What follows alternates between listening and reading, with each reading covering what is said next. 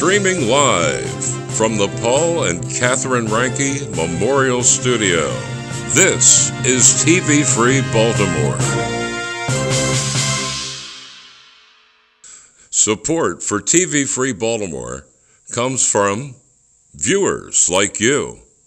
Become a TV Free Baltimore member by visiting patreon.com/TVFreeBaltimore. As a public service, TV Free Baltimore provides a digital soapbox for those the mainstream media ignores. The opinions expressed in this live stream are not necessarily those of the owners, management, or underwriters of TV Free Baltimore. Furthermore, TV Free Baltimore streams hyper-local content focusing on politics and entertainment in the Baltimore viewing area.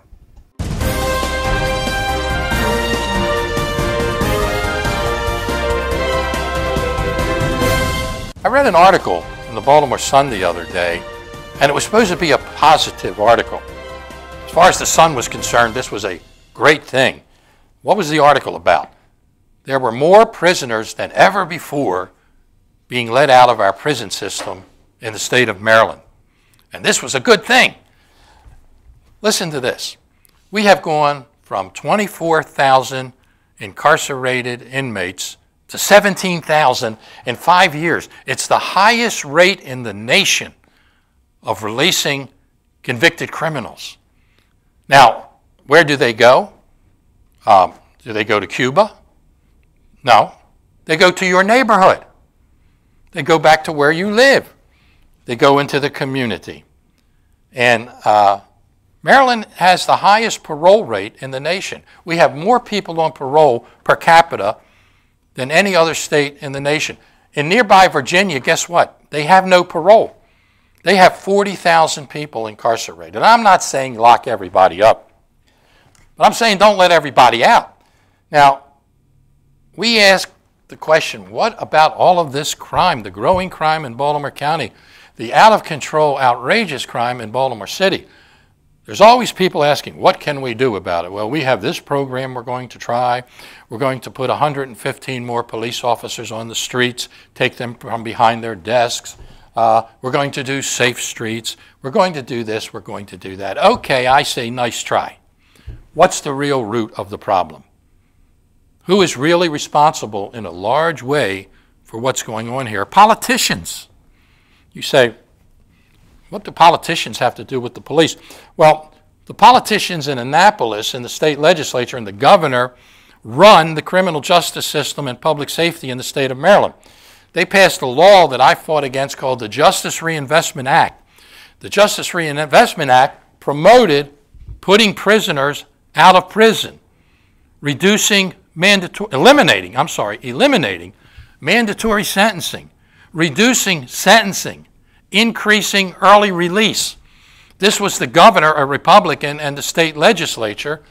Half the Republicans, there are 50 Republicans in the legislature, half voted against it, half voted for it.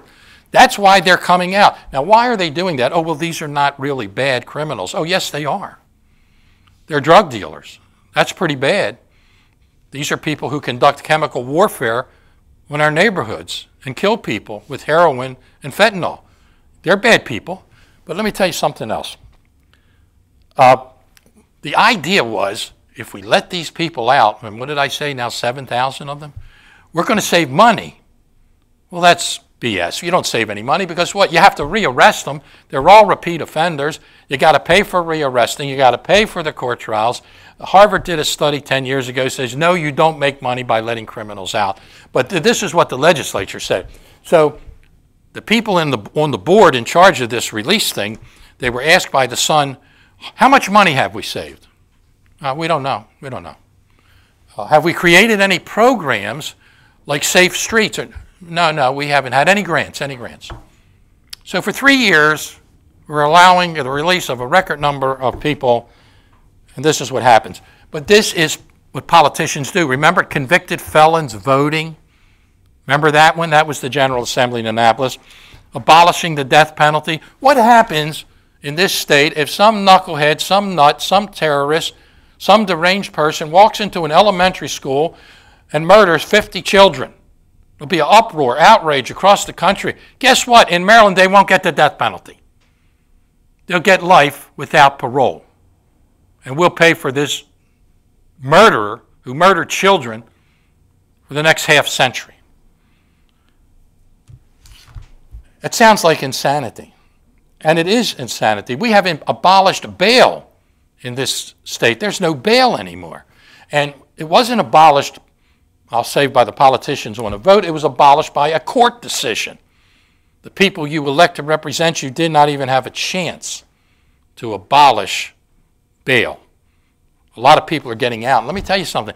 They're getting out on the streets, and it's a lot of men who abuse women who are not being forced to put up bail, and they're coming right back on the streets. If the women knew about this, there would be an uproar.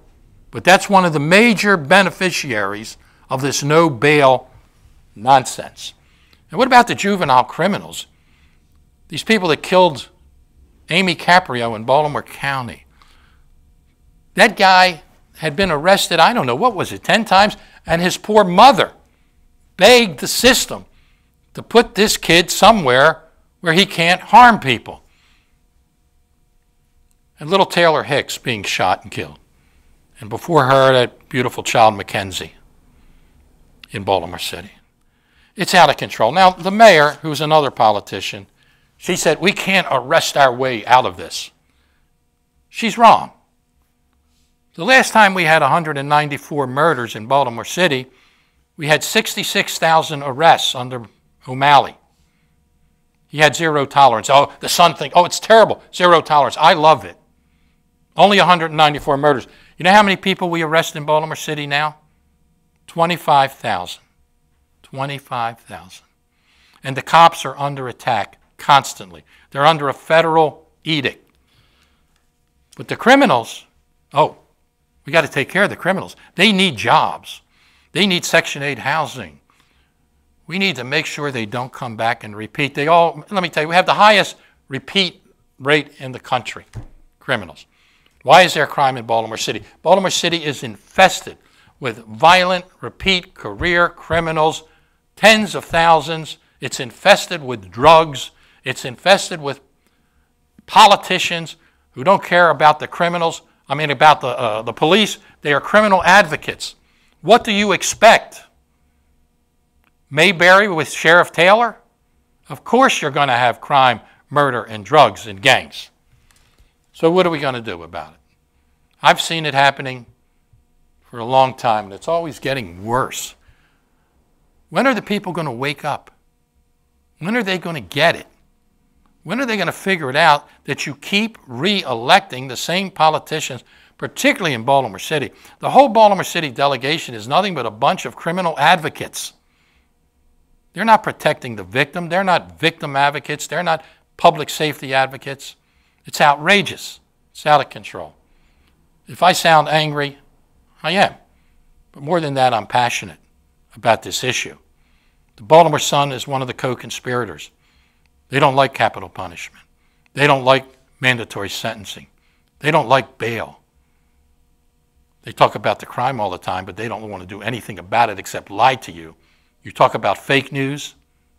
This is tragic fake news because the consequences are violence and death. I'm Pat McDonough. This is the Pat McDonough Report. Thank you for listening.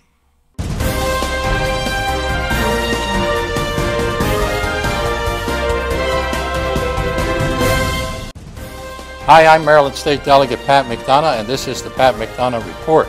Our special guest is former Delegate Joe Bodler, who is running for re-election in the 8th Legislative District. And Joe, how many years did you serve in the legislature? I served 3 terms, a total of 12 years. You served 3 terms? I sure did. How did that happen? I don't know. Okay. I know you were there a long time. You did a wonderful job. You did a good job. You were always an independent person, and you always worked hard for your community. But this is what's interesting stuff. You are going back. I'm sure you're going to go back. And this General Assembly, my experience, I was there for 20 years. I got elected when I was 29 years old as a Democrat, believe it or not. And I beat the political machine. Nancy Pelosi's father's political machine, I beat them. I served 1 term, and then they had redistricting, and I didn't have a district anymore. And that were my fellow Democrats, right? But anyway, now the last 16 years, something that I noticed, and you've been there, like you say, for 3 terms, every 4 years when we got reelected and we returned to the General Assembly, correct me if I am wrong, but the place got crazier and crazier. Oh, absolutely. I was stunned in the second election Yes. that the people that got elected. Because the first election, I thought, well, you can't get any worse than this, and they managed to top it in the second one. Then when I got elected the third time, it was even worse. I remember, was it Schuler?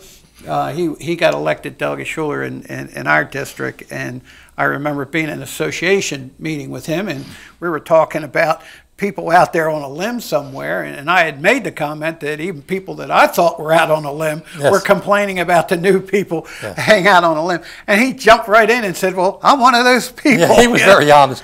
Delegate Yeah. Schuler thought that communists were too conservative. Yes.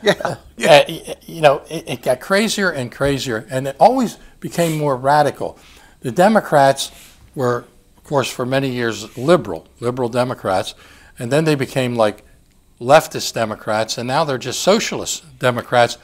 John Kennedy and Harry Truman would have no chance whatsoever of getting the Democrat nomination for President of the United States. Oh, absolutely not. Matter of fact, I just read something about Harry Truman and what he even said about socialism. I mean, very much opposed to socialism. So, yes, he would not fit in this party at all. And I'll tell you, Joe, I think it's unstoppable. Now, a lot of the establishment Democrats are starting to talk about it. Pelosi's talking about it, and they're very worried because the party is definitely going to the left, and who's going to stop it? Most of it is young people. But, you know, the General Assembly is also the danger there. In Baltimore City, which is very Democrat, okay, there were 3 state senators, all black state senators, 3 of them, and one of them, Joan Carter Conway, was the chair of a very powerful committee. The other one, McFadden, held a powerful position, and forgive me, I can't think of the third. He was a majority leader, I believe. Yeah, a very powerful position. Yeah. And these 3 black senators gave the city of Baltimore and Annapolis in the General Assembly some very strong leadership. In the last election, in the primary, all 3 of them were knocked off by young radicals. Now, how did that happen?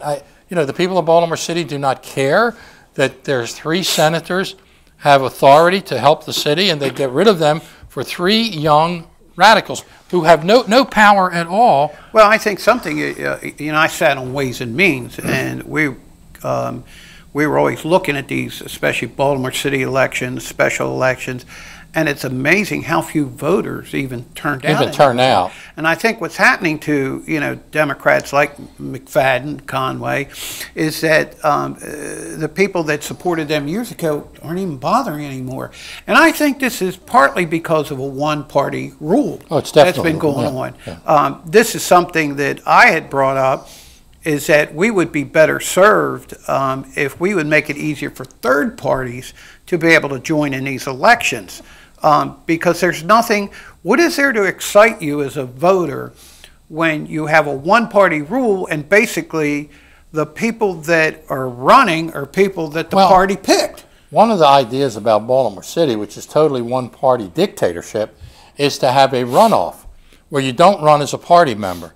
And they have this in a lot of cities and a lot of places where the 2 top vote getters go into the general. And you don't even list the party. You don't even know what party they're with. But the General Assembly itself, where you are going to serve, and God bless you, I hope you drink a lot. I don't know if you drink. But if not, I will. You will, because when you look around the entire state, these young radicals that have got elected, they are so crazy. They not only will legalize recreational marijuana, they will mandate that you must smoke it. I mean, these people are crazy. And on my radio show and in the past, I've always said, I called it the Maryland General Asylum. And people would say, oh, why are you, that's insulting. So when I would go to Annapolis and I'd be walking down through the hallways in the office buildings, there would be people coming down the hall who were not from my district, but because I was on radio, people heard it all over the state. And they would be total strangers, and they would come down the hall, and they would come up to me, and they would say, Delegate McDonough, I now know what you mean by Maryland General Asylum. I testified in front of a committee today, and I will never, ever do it again. So it's worse every single year, and I think this is going to be the worst year. Now, this guy, Ben Jealous, who is from California, he's a total radical. He's a socialist. He wants to give free everything. And he's going to have the money for all the free stuff. And he said this publicly, by letting more prisoners come out of the prisons. Now, we're already #1 in the country. We've gone from 24,000 to 17,000 inmates to save money. He's going to let more. And he's going to use that money to pay for all the free stuff. So, believe it or not, this guy got 41% of the Democrat vote in Baltimore County. He defeated Rashern Baker, who was an establishment, well-liked Democrat. Yeah. And, and in the statewide elections, Hogan, of course, Hogan didn't have any opposition. Hogan got 200,000 votes, and the Democrats altogether got 600,000. It's scary. That is, but that's also a primary battle. A general becomes different. Yes. And I think that when you look at Jealous, he reminds me of Anthony Brown, Lieutenant Governor Anthony Brown. But much more scarier, because Brown was an orthodox establishment person. But the personality, as far as being one who can inspire somebody, I don't see him really having the ability to bring the crowds out. I think you still have to remember that even though the younger folks are moving into these positions, are the younger people really voting? And I don't see that. I think what you're seeing is older people, they're growing in numbers. They always vote, yeah. Yeah, and they're the ones who are going to be the voters at the end of the day. And, you know, that's a good thing, I think, for Governor Hogan, is that this guy is not going to be the challenge. Yeah, I think But you're so. right, they're going to have the money. They got to watch it, though. Yeah. Because these radicals, like Jealous, have been getting money all across the country. That woman in New York, Ocasio, socialist, Lenin, whatever the heck her name is, she had a ton of money against that establishment Democrat, who was, like, I think, #4 in the leadership of the Democrat Party. But in addition to that, this guy in Texas, this is unbelievable. Ted Cruz. Ted Cruz, an incumbent U.S. senator who ran for president, he has $5 million. And this guy, Beto, his first name is Beto. I don't know his last name, but Beto's good enough, okay? Is he related to Guido? I don't know, but he's running for the U.S. Senate. This guy's got $15 million. These radicals, I'll give them credit. They are generous. They send money from all over the country. Yeah, so Jealous, watch Jealous and how much money he picks up. You know, one thing you got to remember is that if you ever look at a lot of the laws that get passed, they always fund these kinds of groups. You know, they're always using our money. Huh? That's it. A lot of times they're using taxpayers' money to go against us, because that's the way a lot of the laws end up getting written, and that really should be outlawed. But you know, well, you're talking about nonprofits. You're talking about foundations. You're talking about George Soros, right? Yeah. I mean, George Soros. When we had that big battle in the state of Maryland about illegal immigrants getting free education and getting discounts to go to college, Soros put $1 million in the state of Maryland, little state of Maryland there. The whole campaign cost like $1.5 million. He put $1 million in. Now, there was no conservatives, there was no Republicans who put that money in to prevent that free taxpayers' money to go to illegal immigrants so they could go to college. So these people do put their money where their mouth is. And you know, somebody once asked me, he said, why is Maryland such a liberal state? Well, it's going from liberal to socialist. It's actually getting worse. And I said, it's God's fault. They said, God's fault? How can you say it's God's fault? I said, well, Pancho Villa, the Mexican revolutionary, once said that the worst thing God ever did to Mexico was to place Mexico next to the United States. Well, Pancho McDonough says that the worst thing that God ever did to Maryland was to place Maryland next to Washington, D.C., because now we have all these liberal, out-of-state, wacko voters in Montgomery, Prince George's, and now Howard County voting in our state. Yeah, and when you look at those voters, they all work for the federal government. Yes. And they're high-paying jobs. And so it becomes in their self-interest that government keeps growing because it pads their pocketbooks at the end of the day. Right. And they live in a bubble. Yes. That's the other thing. When you look at that, where the country was suffering through a terrible recession. The Obama recession. Yes, that they were doing very well. They didn't. Yeah, they were recession-proof. Yeah. And they also work for those foundations and those organizations. Now, people say, well, of course, during the Tea Party, a lot of people came out. A lot of them were retirees or older people. But why can't the conservatives and the Republicans bring these massive crowds out like the radical left does? Well, basically, we work for a living. And they also, many cases, get paid to come out and do that. Yeah, yeah. I remember early on, was it last summer, when they were having a lot of those sit-ins and things like that, and some of the reporters, I think from Fox News, were out there interviewing, and I remember they had one guy there, he was complaining because he hadn't got paid yet. Yeah, they're paid volunteers. Yeah, they're very good at that. I mean, they're well entrenched. They've been doing this for years, probably a century or so, where they have placed people in all levels of government and in nonprofits. You have those, what they call them, NGOs, which are part of the UN. Non-government organizations. Right, and these non-government organizations are almost more of a threat than government will be at the end of the day. They're well organized. They're relentless. They're like cockroaches. They never go away. And I'll give them credit for that. I wish the conservatives that were more organized. Now, one of the contributions that Donald Trump has made is he has organized what they used to call the Forgotten America. Yes. Right? And I think during Nixon's, what did they call it during Nixon's? The silent majority. Trump, through his tactics and his ability to speak, he has these gigantic crowds, 20, 30,000 people. And they come and they cheer and they support. And he's organized and unified us, and he's given us a message.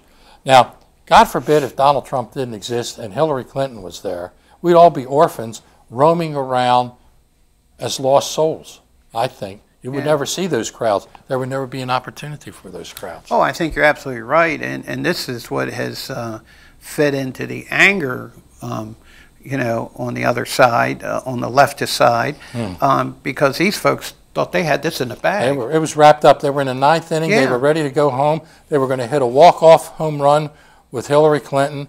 And then all of a sudden, Donald Trump hit one out of the park, not to win the game, because the game goes on.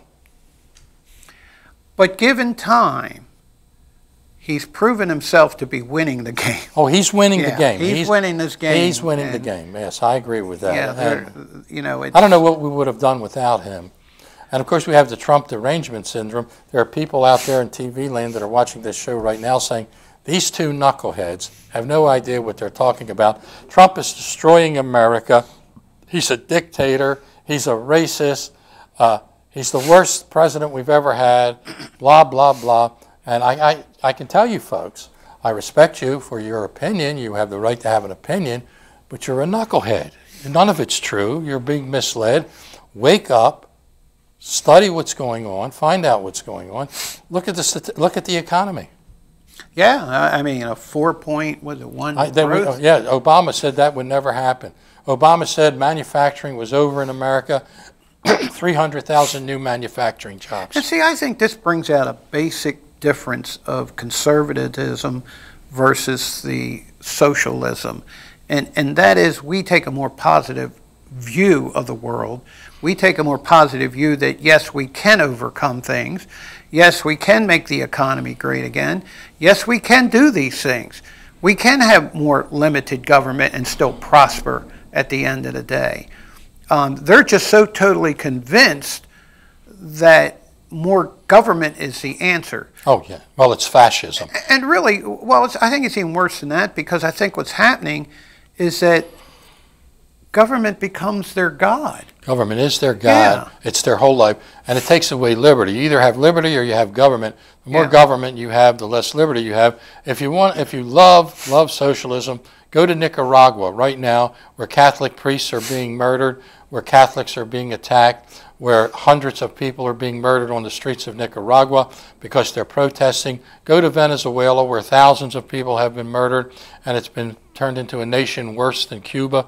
Go to Cuba. Go to Iran, where a theocratic socialism is oppressing people and has totally destroyed the economy, and people are now in a position where they can't even buy food, and they are rebelling against the government. Go to all of these places if you think socialism works, and then come to America, where it's 4.1% growth. See, this is why history is so important, and this is why they're not even teaching it in the schools. Yeah, they want to. Because when a people doesn't know their history, then they'll fall for just about anything, and that's what we're kind of seeing. We see a lot of young people who don't know the evils of communism, socialism, of tyranny, of dictators. They don't even see that, and they're just sold a bill of goods that sounds so promising to them. I remember when I was in college back in the 70s. 1870s? 1870s, yeah. And we had a geography class, and the professor brought this guy in from Cuba. And God, if you listen to this guy, it's like... It's a paradise. And it was, but I challenged him. And back then, when you did something like that, the professors didn't fail you. I got an A in the course because I took this guy on and proved him wrong, that there was no way that Cuba was a paradise. And you look at what these people, the suffering is just unbelievable. I don't think people in this country understand the wealth. Well, the chickens are coming home to roost, Joe. Those professors that now control higher education, instead of patriotism, they teach patriotism. Patriotism of America, and they mislead people. Hitler used to say, tell lies, the big lie will always work best. And these are all big lies about American history, misinformation, disinformation, and these kids, they don't know any better because they don't have an opportunity to learn anything. I would think, I'll tell you, charter schools, if we started having charter higher education schools that taught liberty, taught history, a lot of parents in this country would put their children into those schools. Yeah, well, this is part of the reason the homeschool movement is growing. It's growing very big. And of course, you do have Hillsdale colleges that's out there, which teaches all about the Constitution. They have great online courses that people can take that are free. And online could be really the technology of the future in terms of educating young people in this country the truth and giving them the knowledge. I've always said, I've done talk radio for 20 years. At the conclusion of every show I've ever done, I've said truth and knowledge guarantee liberty. And I mean that. If you know the truth and you have the knowledge of history, you will believe in liberty. If you believe in liberty, you will believe in free enterprise. You will believe in our type of government. You would not even accept in any form or fashion any type of socialism. Because socialism, like communism, like Nazism, they are all oppressive forms of fascism. That's all they are. Socialism is more of a, well, it has some things about it that are appealing. No, it doesn't. It's all fascism. It means liberty is denied and your rights are taken away, and the government is supreme. So I don't know how, I guess I should say I do know how a whole generation of American youngsters, especially these millennials, have been sucked into this because they've had these pin-headed professors who are kind of the generation of the 60s, 70s, and 80s, who are all leftists to start with, and they all get tenure. Yes, yeah. So they're guaranteed to have a good life. I think sometimes with young folks, they don't realize that under socialist government, they're going to tell you when to get up. They're going to tell you when you're going to bed. They're going to tell you where you're going to work. They're going to tell you what you're going to do. And you could be a very smart individual and be well educated, but you might be digging ditches. Not only that, they will determine what you will do. Well, that's it. But not only that, you know, there's one thing we all have in common with socialism. We like to spend our money and they like to spend our money. And they determine where to spend it. whereas we don't determine where to spend it. So socialism all of a sudden is real popular. It's pretty amazing. You know, it is a drift to the left, the drift to radicalism by the Democrat Party has been a consistent march from the 70s, the 80s. You know, you had an interlude there. You can criticize Bill Clinton all you want, but he was a brilliant politician in that he understood how to get elected twice despite Monica Lewinsky, because he did go in more of a moderate direction. They call triangulation or something. It was a term that was used. Yeah. But he understood that you could appeal to these people that Donald Trump appeals to, who are many are Democrats, by being more moderate, by being patriotic, by being more of a person who's in the middle. I mean, you had a balanced budget under Bill Clinton. It was balanced because of Newt Gingrich and the Republicans, obviously, but he went along with it. And you had social services for the first time where you had to work to get social services, right? So that was a different Democrat Party. I always say that Harry Truman, John Kennedy would not have a chance. Bill Clinton would not have a chance. I think you're right, yeah. You know, so the question, I guess, in November, which is going to be very interesting about this entire election, how is the state of Maryland going to go? How is Baltimore County going to go? We had no idea in the primary on June the 26th that we would elect a socialist as the leader of the Democrat Party in Baltimore County, and that we would elect a socialist as the candidate for governor. We had no idea that was going to happen. You know, you're right. Yeah, because Brochin was the favorite, and it looked like Brochin would be way ahead. And in the polls he was. In the polls he was. So, you know, how did this happen? Well, one of the reasons it happened, I can tell you this, both in the Jealous election and in the election with Olszewski, a solid block of black votes. Olszewski had a significant block of black votes in Baltimore County, along with the liberals and whatever socialists there were there. Jealous had the same thing around the state. So what's the dynamic that's occurring in Maryland is the radicals, the leftists, the far-out liberals are combining with the black vote. They're unifying. And when you put those two numbers together, it's a significant number. And of course, in Jealous's case, he is an African American. Yeah. So he's going to bring people out. I think he's bringing people out.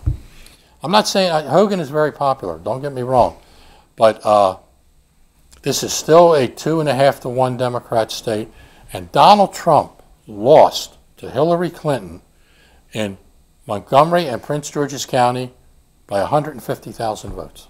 Wow. Wow. So when those people come out, it makes a difference.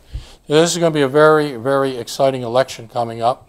What's the warning bell? The warning bell to those listening to us, if you are a populist, a conservative, a moderate, a patriot, a people who is opposed to all of these giveaways, the takeaway of your liberty, you're going to have to vote.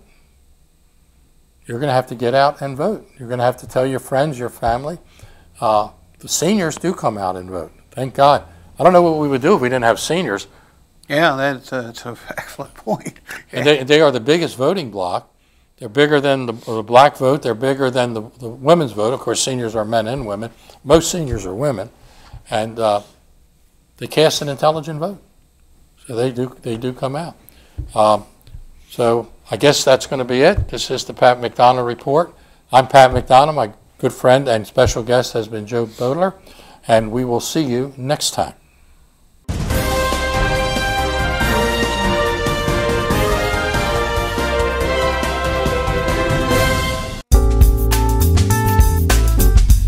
Vino's Liquors and Bar.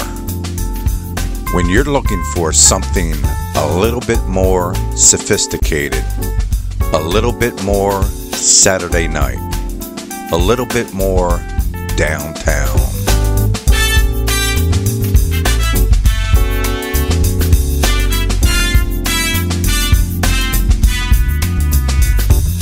Vino's Liquors and Bar.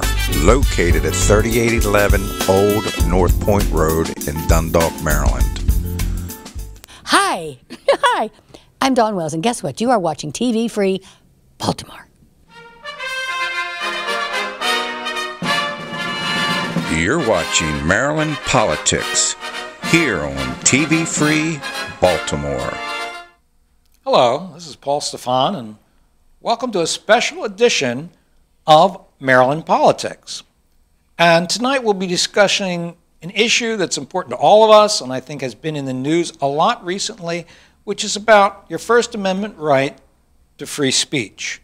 And to discuss this issue with me, I have with me David Lasher, who is the candidate for U.S. Congress in District 3 here in Maryland from the Libertarian Party. Welcome, David. Thank you, Paul. Glad to be here. Terrific. And you know, it's all been in the news a lot. I don't know if you want to present some examples of the recent threats to free speech that we've been hearing about. What do you know of? I think there's been a mix of different issues with what I call the social media giants. Right? Okay, First, please. A year or so ago, there was the irresponsibility about our personal data, right? Facebook sharing our personal information. Right. Then there's the Russian meddling in our politics, right? The trolls. And what most folks, what's not coming across from the mainstream media with the trolling is that there is even more domestic trolling, right? Paid by super PACs than is ever coming from overseas. But now what's rising as a much more serious problem and threat to our liberties is the social media giants, Facebook and Google in particular, in my opinion, Twitter a little less so, deciding who can say what on their platforms, who can even have access to their platforms. Right. And it is a threat to our liberties, as you're saying. Right. I mean, more recently, things that I know about are, for example, PragerU. I don't know. We show their pieces here. Yes. Have been silenced, and a few of their programs were videos. They were cut off because they said it was hate speech, and their people say no, that's totally false. And 15 videos total, I think, have been taken down by YouTube. I think it's now dozens. Maybe more than 15. Yeah. I am my background is in IT, and Right. So I'm very attuned to some of the language and exactly what's happened. Google with Prager, and I think it's wrong, but they haven't completely shut them down. They've done what they're calling filtering, and so users of Google services and YouTube can decide whether they want to filter for their children or whomever school environments, and the PragerU videos are being filtered, and now on some of their videos are being taken off the Facebook platform. Right. That's it. Facebook. All right. So Google and Facebook are both now saying that your speech, your 5-minute videos, Prager University, are not suitable for our platform, and so the voice is not getting to the audience. Right. And what's tough with PragerU is that their audience is youth, basically. I mean, teens for the most part, sure. and college kids, right? Right. And their videos, we've both seen them, are 5 minutes, very temperate, right? Very reasoned, right? We're not talking about Alex Jones here. No, and we'll bring him up in a minute. Or at least I can see the objection to the message, though I stand for Alex Jones being on the platforms and having his voice heard, as vile as I find that voice. PragerU being shut down, being filtered, and now on Facebook denied its videos is definitely ominous. Yeah, I think the most recent thing I saw was they contested it in court, and Facebook said, we made a mistake. I think that's where it sits. And so they may be reinstated, if not already. The court case was Google. Oh, it was Google, not Facebook, but it was one of them. I know, one of the major platforms. And Google's The judge who ruled, I believe it was a female judge out in California, I believe. Okay. And what she said was that all of this is very new, right? This is the social media giants, right? Right. And the law hasn't really caught up with reality. And she encouraged that legislators, politicians, candidates for office, try to figure out what should be the law on these questions. And she ended up saying that under the Communications Decency Act, CDA, that Google did have a right to do whatever it pleased with any voices seeking access to or publication upon its platform. I disagree with that, as we can get to. Okay. Well, I mean, part of that, I'll get in a few things I want to say there too, but since Alex Jones, has been brought up here, he also has been, I don't know if we would say shut down, but they've been trying to suppress him. And I think, we talked about Twitter, I think I read, it was in the last day or two, was something online, that the head of Twitter said he was putting Alex Jones in a timeout. Yeah, like a child. Right? Yeah, so he's in a timeout now. Like, I don't think he'll learn his lesson, but he's in timeout. Sort of like saying we're temporarily suspending his shows or whatever, and then when he comes back, maybe he'll be contrite, which we know that's not true. But right, right, and Twitter has concerned me less than Facebook and Google, because Twitter is basically it's like, was it the second Ghostbusters movie where everything in the sewer, running through the sewers was goo, right? Yeah, sure. That's Twitter to me. Oh, that's right? your Twitter. That's, but I'll give you another example of the social media giant. I, for 6 weeks now, have not been able to advertise on Google. You? I myself. Why not? I'm a very reasonable person. I think that very few people would say otherwise. You might disagree. They might disagree with, but I'm a very reasonable person. Okay. And I can't advertise. And some of it, and some of it has been confusion on Google's part about the misbegotten laws passed in the Maryland legislature, right? April, and then Governor Hogan. In my estimation, I respect Governor Hogan greatly, but I used to serve for him and work for him, and served in his administration, and proud to have done so. Right. But I think he should have vetoed that law, because what has happened is that at the state and local level, politicians are not allowed to advertise on the Google platform anymore. Oh, Google shut them down because Google said the law, it's impossible to comply with it. So we're just not going to let anybody advertise. So what happens? It silences the voices of challengers. Right. Right? Which is not good for democracy. No, it's not. And then Google, but those laws do not apply to federal offices like I'm running for. Okay. Google seems to be very confused about that. But you were shut down. I can't advertise. You can't advertise. You cannot put a political ad on a Google platform. And how's that good for democracy?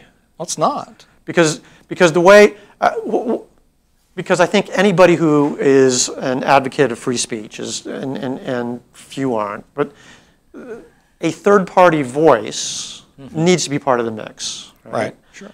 And I can't be part of the mix on. And what's one of the ways that I can reach voters? Google. Somebody types in Larry Hogan, for example. That would be, I want my ad to show up so that if people their eyeball catches it, David they're Lasher interested. shows up. They might be interested. Well, I can't do that right now, right? And I can't get. I'm a minnow compared to the behemoth of Google. Right. And I'm left with. I'm at the mercy of overseas call centers. Right. Do you think that they understand the difference between a federal race and a state race? No. You're right. Well, it sounds like even our judges are having some problems here. But part of it, I think, you feel, and this is what we'll get into, that Google and Facebook, the giants, are they actually suppressing free speech? I think they are now. I think that the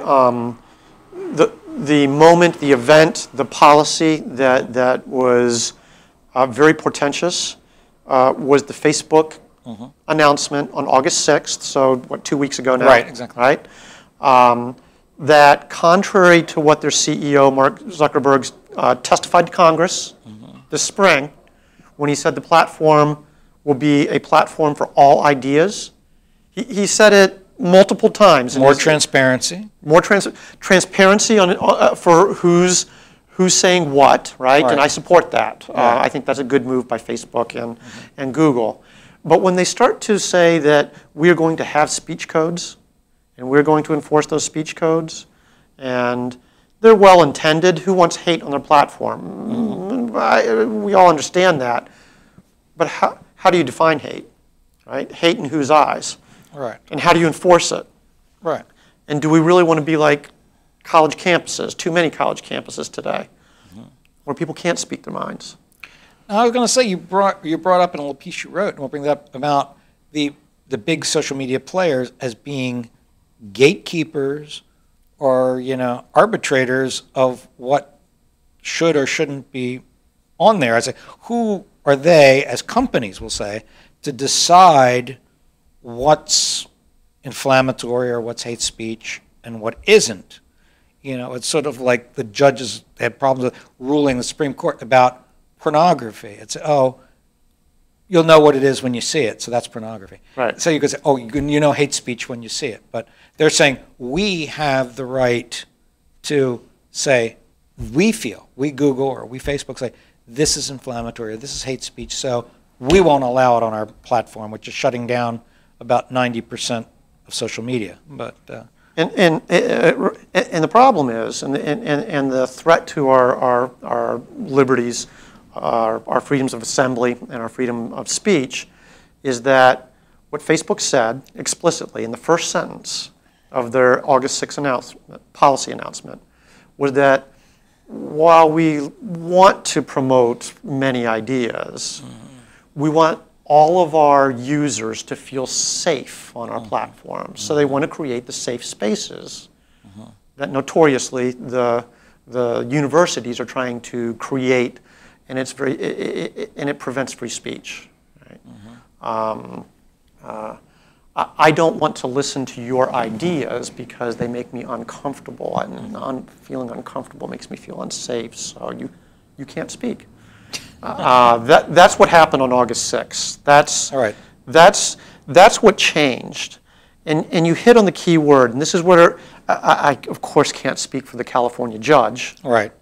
But here's what happened. Here's what's special and different and ominous about Facebook and Google and maybe Twitter, is that they have become what is called government actors. So they are public companies. Yes, explain what you mean by that term. Right. So they are publicly owned. They're private companies. And yes, they are. There are many out there who say, as private companies, with their own platforms, they can do as they please. And I would agree that is the case and must be the case with all companies except these very limited few that are novel in society. And they're novel in the way that they are colossi of both communications and technology.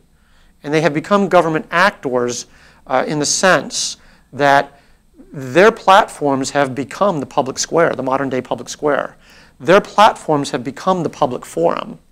And when an entity is operating a public forum, they are a government actor. Okay. And as government actors, they are obliged to honor our rights under the Constitution, the Bill of Rights in particular. They are obliged to honor our First Amendment rights. Right. And this is all sanctioned in a mid-century case, 40s or 50s, where there was a company in Alabama that, as companies at that time sometimes did, they had a company town. They seem to have been a shipbuilding company. That's what their name is anyway, right? Shipbuilding town in Alabama. It's a company town. They had the roads and the houses, and there was a woman apparently who was a Jehovah's Witness. Okay. And she wanted to do in that town what she did in other towns, which is exercise her rights to speech and religion. And she wanted to distribute her literature down the street, walk down the street. And the company tried to prevent her. Long story short, Supreme Court ruled that even though this shipbuilding company is a company, a private entity, it is operating as a government actor. It is the municipal government. And being the de facto government, it can no more abridge freedoms of religion and speech than can any government. So it had to allow the speech. What I submit is that that's what's happened with Google and Facebook. Their platforms are not like the New York Times, a publisher, right? They're not like, whoever your internet provider is. Mine's Verizon, Verizon 5. It's not like that kind of platform, right? They are operating our public square. They need to maintain openness to the public square. And they need to allow speech of all types that are protected under the First Amendment, right, on that public square. Right. So they're unique in that sense. Yeah. So that's the part of this issue that I don't think enough people are attuned to, that I think makes all the difference. And I think it gives us a straightforward, common sense solution to these, to the question of what should we do? The straightforward, common sense answer is let people speak. Okay. It's not regulating Google and Facebook. Right. I know it's a different approach than what's happening in continental, well, not continental Europe. The UK is trying to take the lead on the question of what should we do about the social media giants.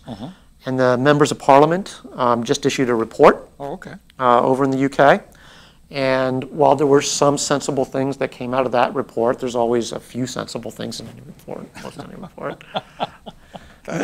They went they went to the platform operators need to be liable for hate speech on their platforms. No, that's regulation, right? We cannot go there. Right? We need the simple answer of let people speak. And if you don't like Alex Jones, like I don't like Alex, not that I really know, I've seen the headlines, right? He seems like a paranoid voice who has his audience and he's speaking to an echo chamber so far as I can tell, right? We need to let him speak. Of course. And if you don't like it, either tune him out or make an argument against what he's saying. I agree. Don't squelch him.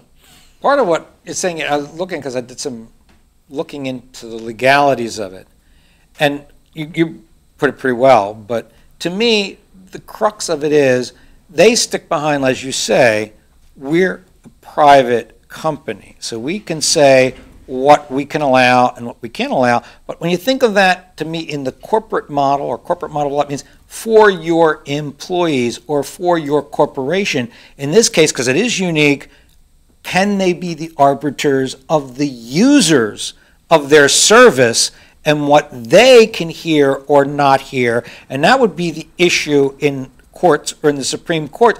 And again, what I'm a big advocate of is the people have to make the choice. People have to make the decision. If they're aware, which is what we're trying to do tonight, is to bring some awareness to this issue. You can unsubscribe from Facebook. You vote with your feet. Absolutely. And well, you can unsubscribe from Facebook. This Google, you can't necessarily. You can do different.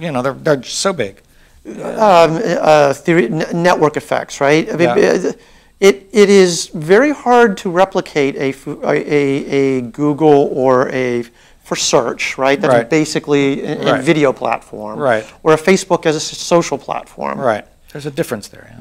This might be different in 10 years, but it's not going to be different in 5 years, because they have established themselves, and there is nowhere else to turn to. And here's what happens. There are folks who say, well, just don't do your Facebook anymore. Right? Yeah, right. Just leave Facebook. Hard to do. it's hard to do. You can turn off Alex Jones, right, or any other voice that you don't like, or not go there. Believe me. So this is why I say it's a town square. Right, exactly. Right, network effects, right? It's, I mean, it's because you're an critical IT mass. guy. It's I a was critical going to mass. say this was more of the public, square kind of idea was maybe back in the early days of internet when you talk about something like Usernet. These were discussion groups and all this kind of stuff. That was really a forum. And they're talking about these two giants now are trying to control that, what was a forum. They are monopoly suppliers of these platforms. There's and services. anti-monopoly laws too. And you brought up a great point that I want to reiterate. This common sense, let other people speak, right? Yes, and you, Google, and Facebook retain all of your rights to speak and advocate for your beliefs and interests. You, as corporations do, lawfully, whatever, lawfully, right? Whatever's valid under the law, and your employees, right? And I mentioned the CDA, the Communications Decency Act. This is where it gets confusing, right? Okay.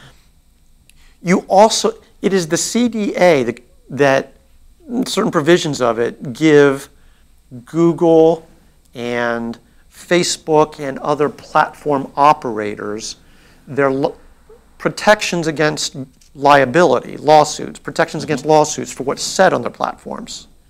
That's in CDA, right?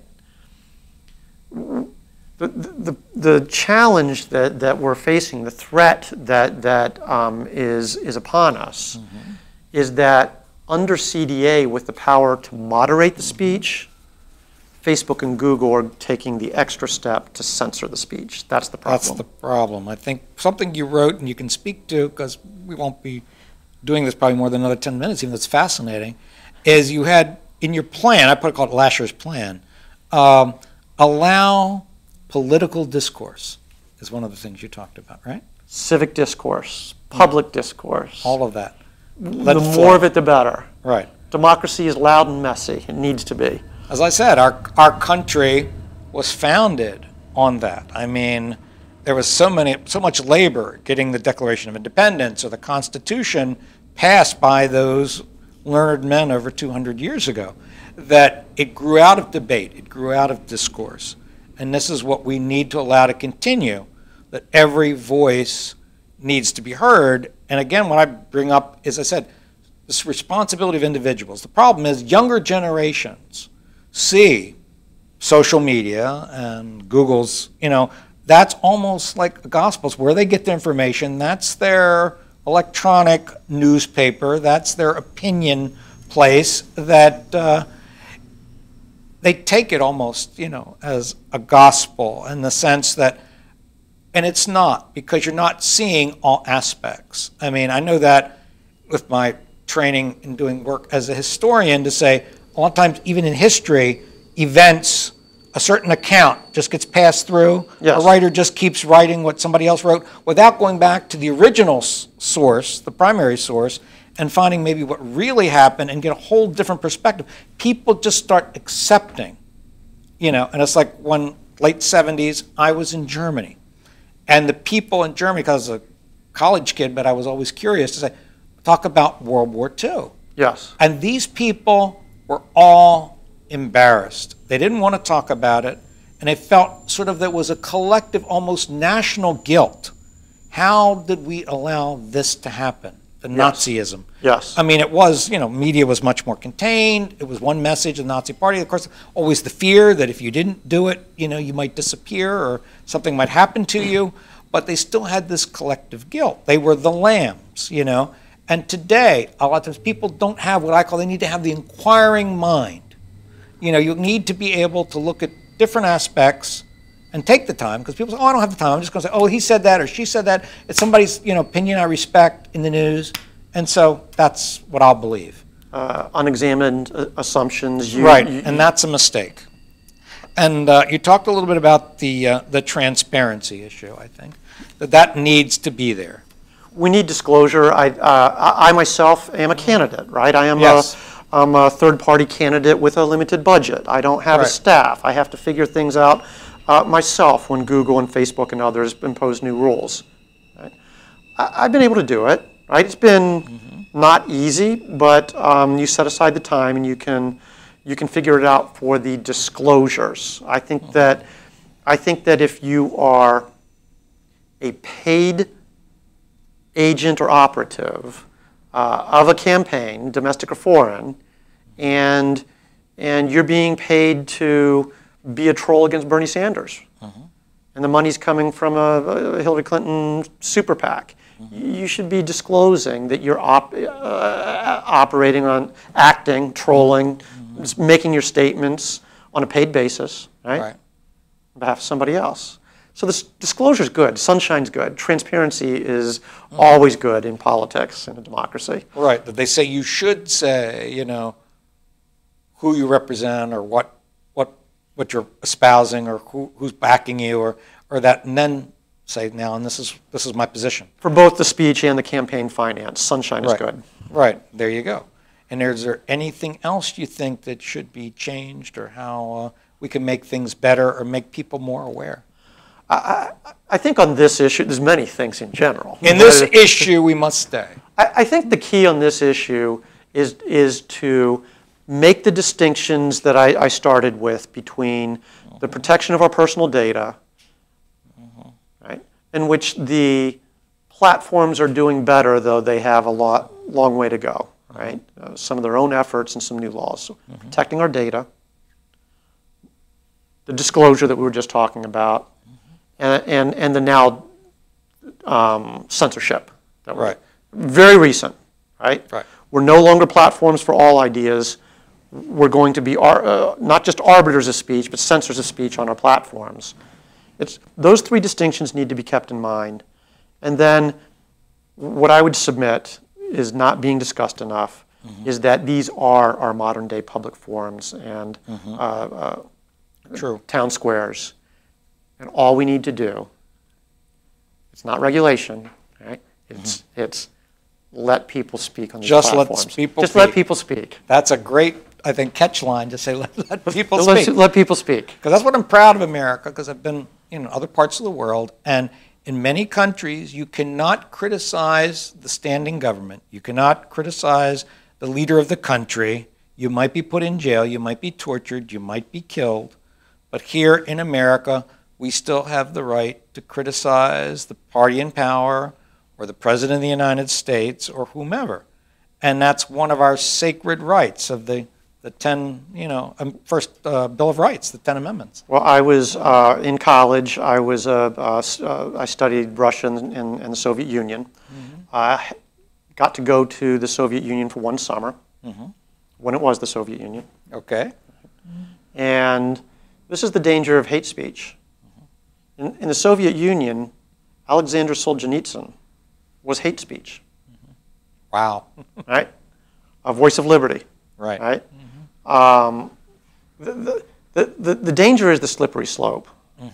And the reason that we have to be vigilant, and this issue does matter, is that we need to have, for vibrant democracy, we need to have the speech.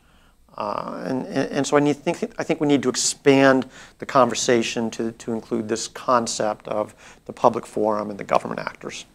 Right. I mean, my concern is if the younger generations take this as the norm, then we're in trouble as a country.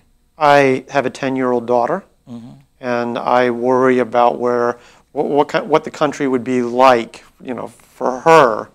If she's not able to speak her mind, right? As I cherish our right. I really appreciate our ability, because I've been to other countries like you where we can't speak our minds. We have to be able to do so. Exactly. And we need to remember, too, that you are running for United States Congress in District 3 here in Maryland. Yes, sir. And that people should be, if they can find it, they need to look at your positions and what you stand for. And I think we're spelled out probably in a previous video that was done with our host, Derek Sterling. Yes. And people should look at that again, as well as, anything you can find on David, please look, because he is an alternative voice. And every voice, as we've said tonight, needs to be heard. And Paul, if I could build on that, go ahead.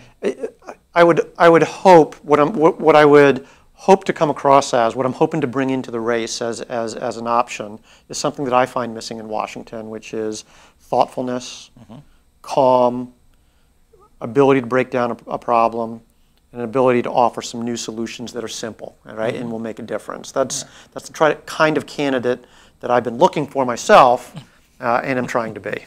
Well, terrific. We want to wish you all the luck in November. Thank you. And thank you for being here yet again. You're now officially a friend of TV Free Baltimore. Thank you very much. I cherish that friendship. All right, thank you. And so, ladies and gentlemen, that's the end of Maryland politics and a very fascinating issue, which is important and vital to us all, the freedom of speech. And TV Free Baltimore wants to be your advocate for all of things and all the people and all the stories that are not being told in mainstream media, which are many stories tell you that 4 to 6 companies control over 90% of the media in this country.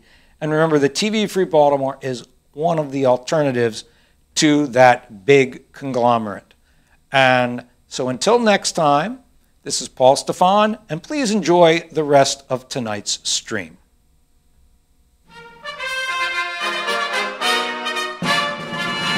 You're watching Maryland Politics here on TV Free Baltimore.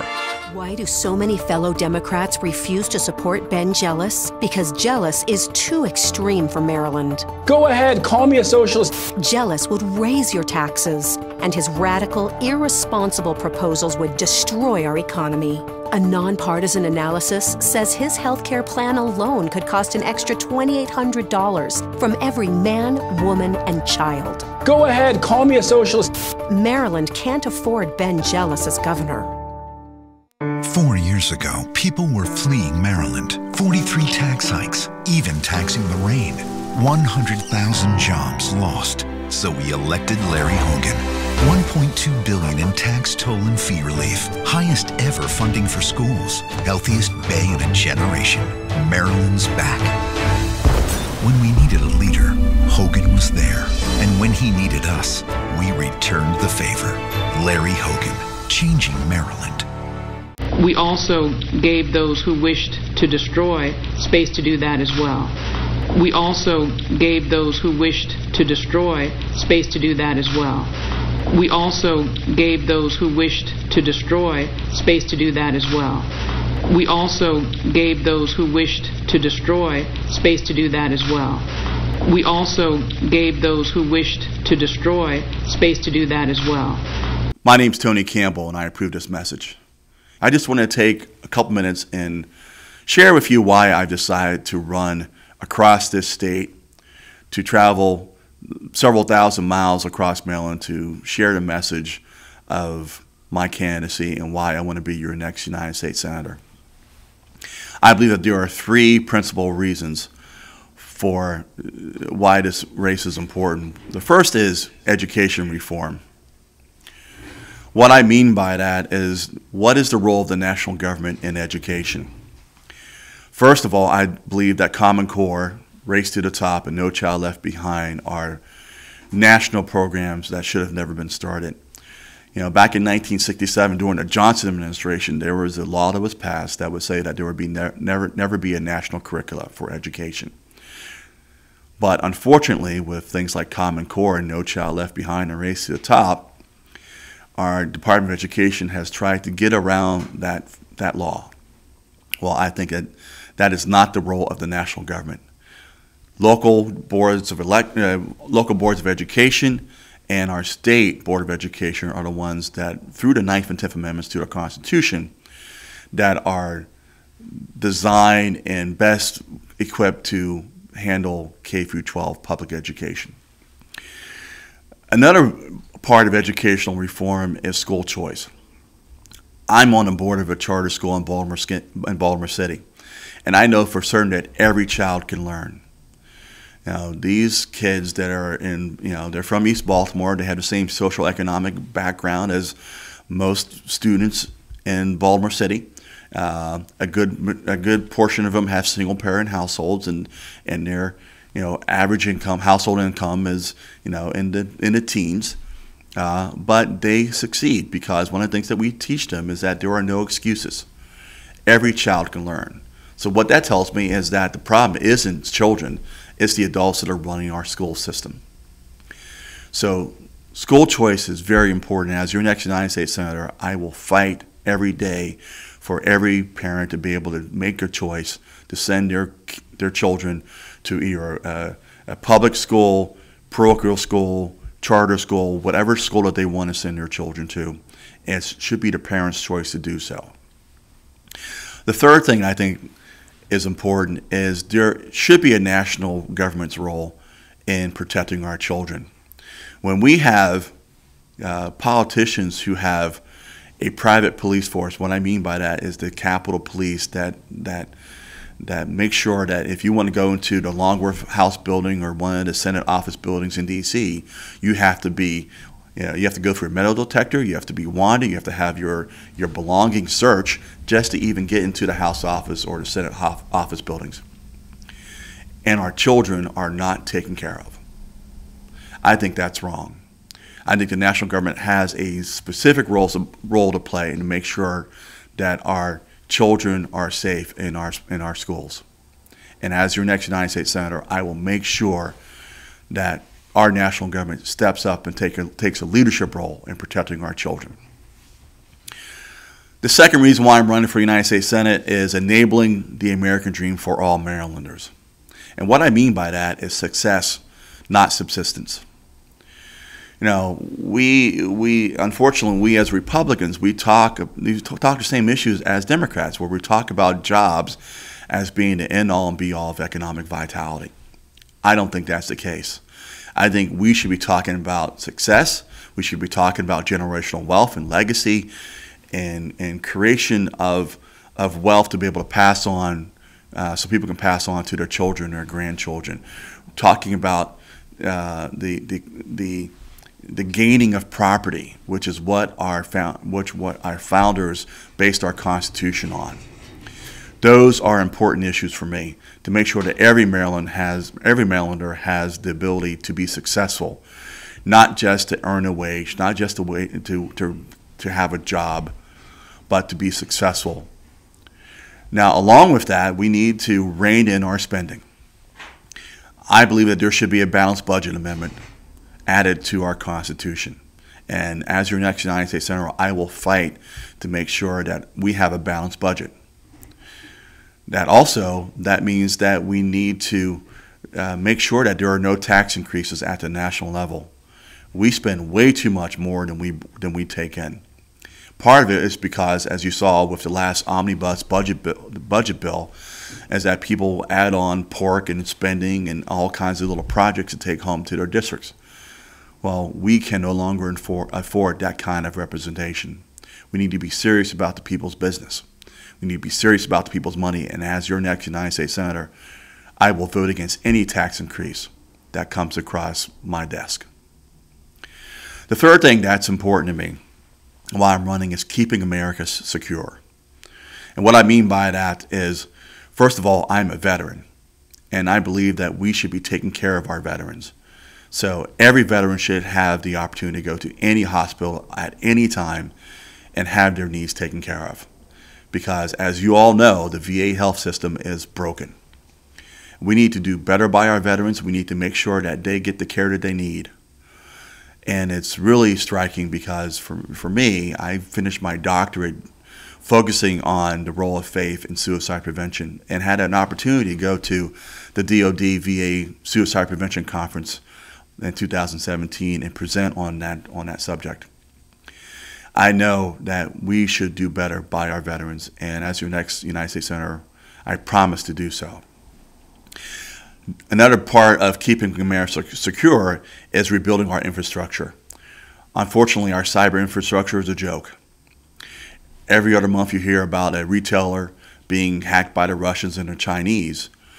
If we cannot protect our economy, meaning our infrastructure as far as e-commerce, then we are not doing our job as a national government. More importantly than that, that ties into our national security.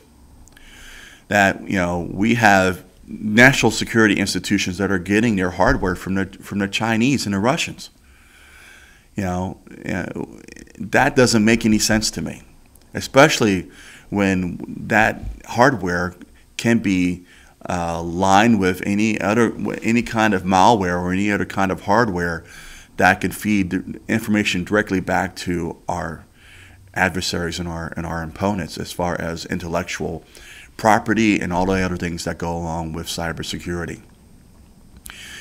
Infrastructure also means making sure that our roads, bridges, and tunnels are up to 21st century specifications to make sure that we are using the best materials not only from our country but from around the world, that we should build the best infrastructure that our country used to.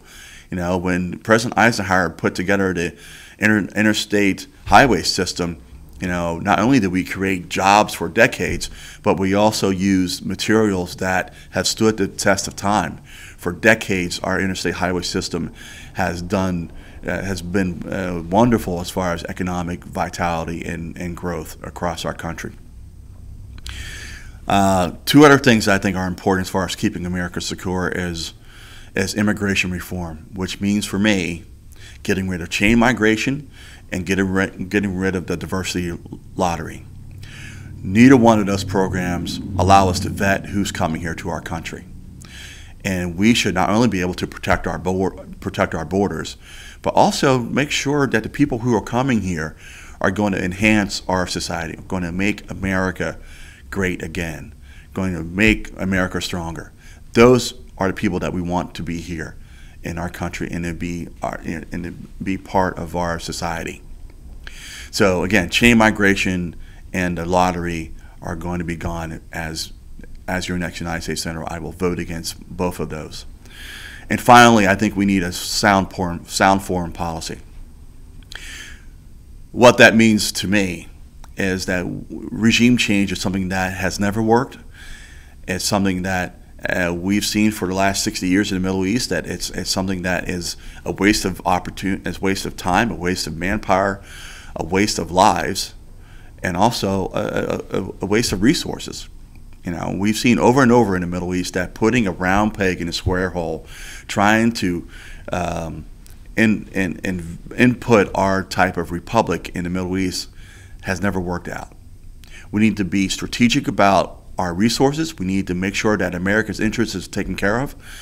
And one thing that the United States Senator is supposed to do is to advise and consent the executive branch on issues that are sensitive and classified. And so for that reason, not only is Ben Cardin not qualified, I also think that Chelsea Manning is uniquely not qualified. So that's why I'm running for United States Senate. I hope to have your support.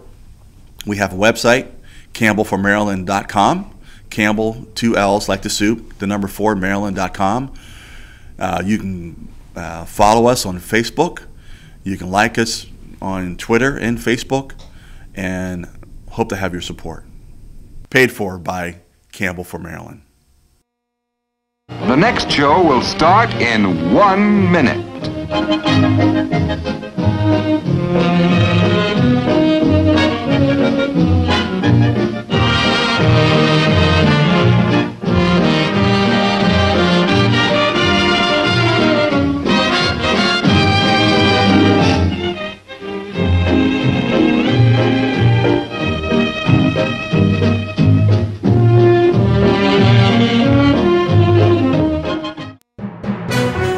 Broadcasting live from the studios of TV Free Baltimore. This is Speak Your Mind TV. Hello, everybody, and welcome to another excellent episode of Speak Your Mind TV. Today, we're going to talk a lot about what's happening in this major political season in Maryland. I have with me, as always, my co-host, Cole Collins. Good afternoon. Today, since there's so much going on in the state of Maryland, Cole and I, we're gonna cover a lot of it.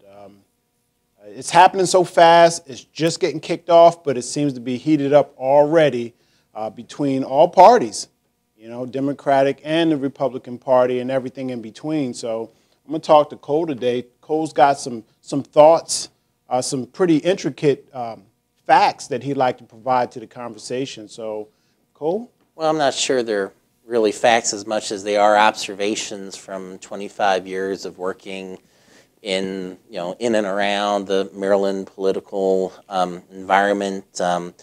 Not 100% of my time, but over a lengthy enough period of time that I could notice some trends happening. And so, like I said, not facts, but more observations. And, we are in a very kind of antagonistic political climate right now. If you go online, you just see things seem to have broken down, totally degraded between left and right, Republicans and Democrats. It seems like the whole system is falling apart.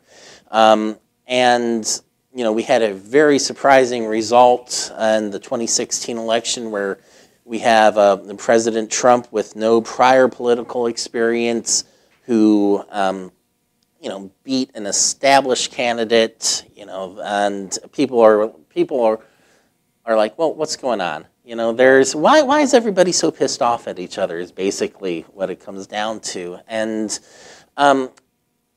I noticed something when I first started as an intern in the Maryland General Assembly. I think it was 1994, so I was 22 years old. So we're talking going on almost 25 years ago. Young, fresh-faced. I was still in college at the time, and the individuals, the leadership of the state of Maryland at that time were all, there were a lot of veterans in them, and World War II vets, Korean War vets, they were, and of course Vietnam veterans who were now leadership in the state Senate and the House of Delegates.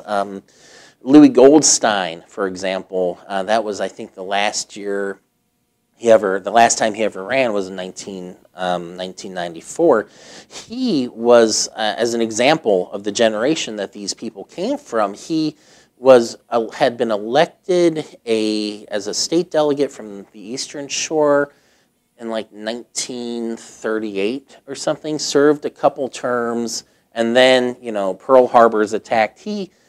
Louis Goldstein was a man who quit his job, a comfortable job as a state delegate, so that he could volunteer as a private in the U.S. Marine Corps and fight in the Pacific War. Now, how many people would do that today? And so you're talking about a generation of individuals who, regardless if they considered themselves Republicans or Democrats, they cared about democracy. They understood where they came from, and this was evident. I noticed way back then that no matter what side of the political coin was on, the leadership was on, all of the leaders had an understanding or respect for the basic democratic process. They knew these were guys who had fought fascism and communism, and they knew that above all, despite their political differences, that they were in a democratic system that they had fought, and many of them almost died for, and they all knew that they had to respect the democratic process. We don't have that anymore, is what you're saying, or you're alluding to. Yeah, things changed, and that's kind of the point I'm moving to. In fact, I remember the guy who I worked for was a Marine in the Korean War. The guy who was the Baltimore City State Senator, and I wish I could remember his name. I think he probably passed away. Liberal Democrat who was also a Korean War veteran and who actually earned a combat commission in the Korean War, which, if you know anything about how commissions are awarded, it's an exceptionally rare honor for that. So despite the fact that they were on opposite ends of the political spectrum, they both still had that respect for democracy. So I was in there in 94, 95. Then the leadership started dying off. And towards about, I began to notice in the late 90s, the leadership started to, not all at once, of course, but they started to transfer over to the younger people, the younger generation, the baby boomer generation. They went from the greatest generation, as Tom Brokaw would say, and the leadership started to shift to the baby boomer generation. And that is when I started to notice the shift to ideologies. Well, it was inevitable as well. Yeah, well, yeah, you can't keep people alive forever. But each of us, we're individuals, but we're a product. We're influenced by the generation that we grew up in. Like we're Generation Xers, so we do certain things. Like as the media would tell you, we put our personal lives over our careers, for example. Which is true. I do that. My kids, my wife, they come first versus my career. And so the baby boomer generation started they started coming into into leadership positions, and that is when I kind of started noticing a change. I didn't notice it at first. It had to go a couple of years so that I could look back on it and be like, hey, wait a minute, something's up here. But I noticed on the national side, George W. Bush was elected in 2000. 2000. Yeah, it was 2000. They had the Gore Bush thing, the Florida thing, the hanging chads and everything. That was major during that time period. Yeah, he started out as, he started out kind of like a more moderate Republican. A lot of them, they start out kind of moderate. Obama started out moderate. But then I noticed that 9/11 comes along. And, then you have the Patriot Act. You've got the spying, that Edward Snowden, that you have that whole thing. You have a shift that is strongly away from, I guess, his original conservative values. Certainly not the values of his father, who, was also shot down in World War II. And did you know that, like George Bush Sr., he was, what is it, Cheney? Oh gosh, I made fun for screwing up the name, but he was on a mission with like 8 or 9 other pilots. He was a carrier pilot. All the other guys got shot down.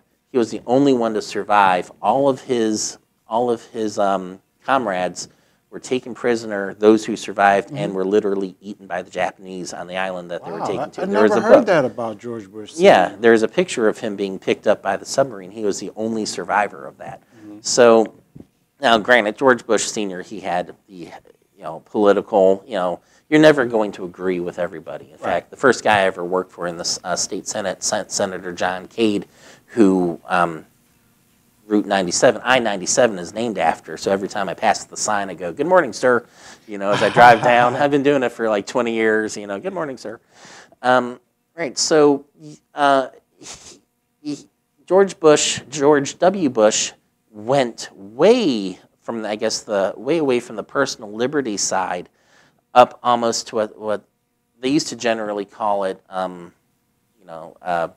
They used to be called fascism up until World War II, and then the fascists became the Nazis, and the communists became, the leftists and rightists. But generally, everything used to be called fascism. Nowadays, they just call it statism. Because there's since World War II, fascism has been seen as a right-wing thing. But why is it such a bad name? You always hear "you fascist this, you fascist that." I mean, it's fascism, communism, statism is the word. It's like it basically comes down to, who do you want to be in control? Do you feel that people can be in control of themselves, make their own decisions, or do you feel that somebody else needs to decisions for do it, which is what communism is, right? Like communism and fascism, and even the founding fathers had that issue. Thomas Jefferson, he was very much everyone, common man can do anything. Alexander Hamilton was, no, we need an elite who can make more decisions for people. So you've always had this. For all of us. Yeah, you have always had this dichotomy in thought. Some people believe that people can make their own decisions better, and some people believe that they or somebody else can make decisions better. What about big business? Like communism kind of stems from making decisions for everybody. But the big corporations. Oh, now you're talking about like the capitalism versus the Marxism sort of thing. Well, I'm just I'm asking you because it's not often you run into somebody that can actually help answer these questions for you. It's kind of funny because you have a situation where the businesses want to make decisions. Basically, there are two types of people in the world: people who people who just want to control their own lives and people who want to control the lives of other people. And they will, so that's what it comes down to. Okay. So generally, I mean, I agree. And it's just good to hear it sometimes. Right. Now, now you have people, you have from these two groups of people, some of them, for some reason, decide they want to be Republicans. Some of the other people, who are the individualists, feel that whatever it is in the Democratic Party is good for them. So it mixes.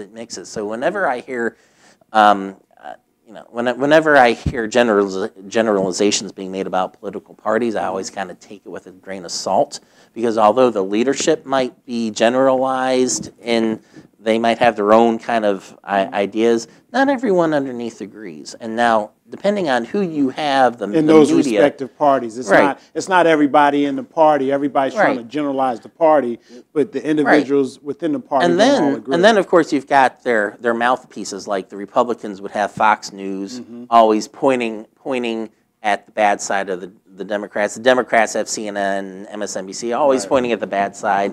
So they try to frame each other.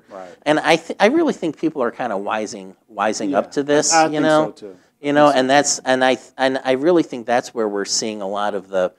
I really think it's the internet that has given us so much information and so many different points of view now. 6 corporations that run. That people are beginning to realize, wait a minute, this isn't all cut and dry. What's happening is, what it comes down to is, you have people who want to control their own lives. You have people who want to control other people's lives. And so I think generally that's where our society is. We're starting to have that kind of realization, which isn't anything new. This has been the way it has been throughout history.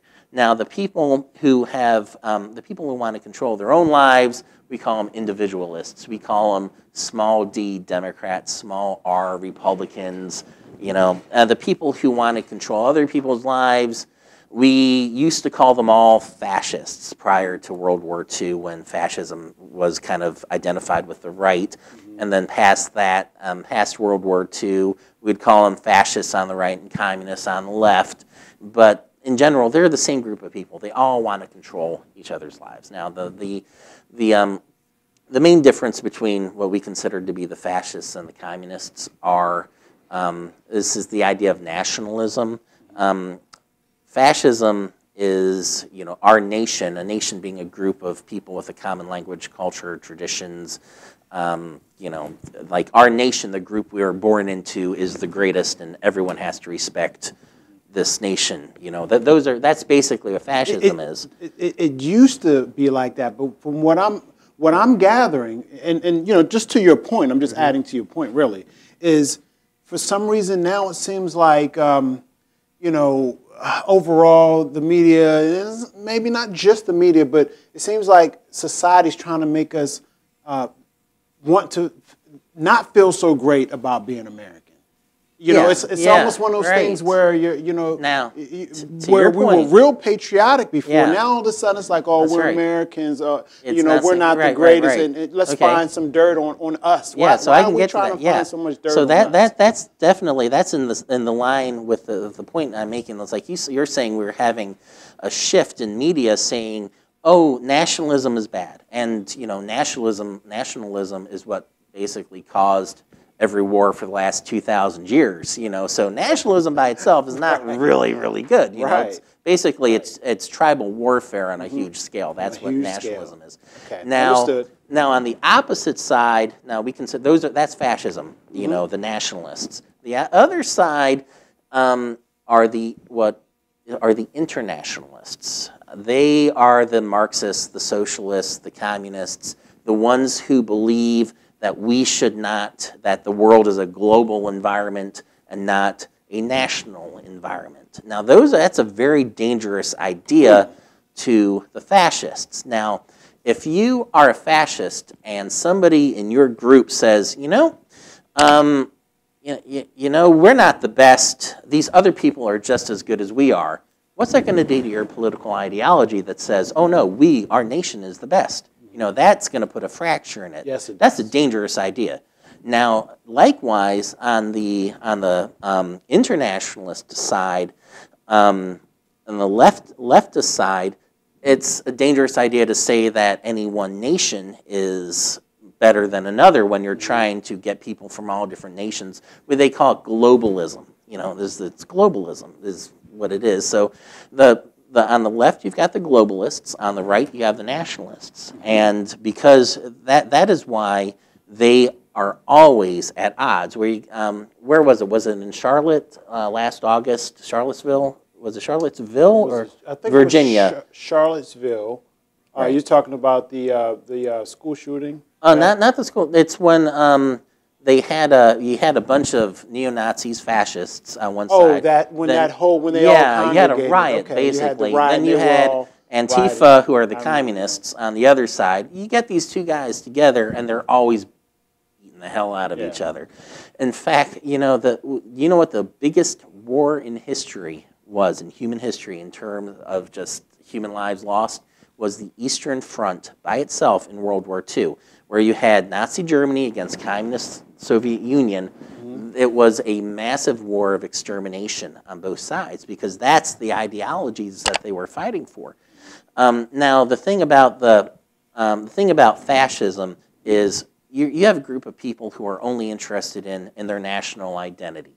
They're not going to step outside of that box too much because, you know, let's say, you know, we're Americans. How interested are we in running over and taking over Mexico, for example? No, that's Mexicans. You can say the neo-Nazi would say we don't want Mexico because it's filled with Mexicans. You know, they're different than we are. They're a different nation. So they're not concerned about that piece of land. They don't care unless they're sovereignty over there. Well, in a nominal way, they're not concerned about it, but at the same time, but they still don't like. They don't like it. They don't want. Yeah, they're like, okay, you guys stay where you are.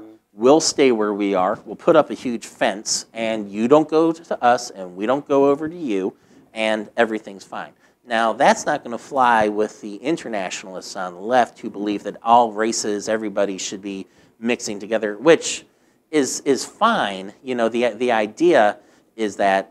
You know, their idea is that everybody needs to be under one big group where we can control them, and the idea of internationalism allows them to do that. You know, to achieve that globalism, and we'll do the titular one world government, and everyone's going to be happy. Okay, I see what you're saying. Which on the right side are like, oh gosh, and that's one of the reasons why you see that hardcore fundamentalist Christians usually align to the far right, because once you start talking about globalism and one world governments, they're like, there's Revelations, it's the end of the world. That's Satan on the other side. You know, so you know, we all carry our baggage with us when we make our. It makes total sense, though. It makes. I mean, when you put it like that, right? You know, it's how would you or how should you even expect everybody to agree with that? Like it's. There's no one. It doesn't seem like one side has it all figured out. Nobody has it all figured out. In their logic theory of what they're supporting. Look, and any rational individual is going to say there are times when you need to be an individual. That's the balance. That's the balance. There are issues. Let's say times there are issues that should be decided by the individual. There are issues that should be decided by the group. The question is always how much of one, how much of the other. And the greatest generation that I initially started working under understood that, and they would try to talk these things through, you know. But then we started getting in the early 2000s. I noticed a change in attitude that became more ideological.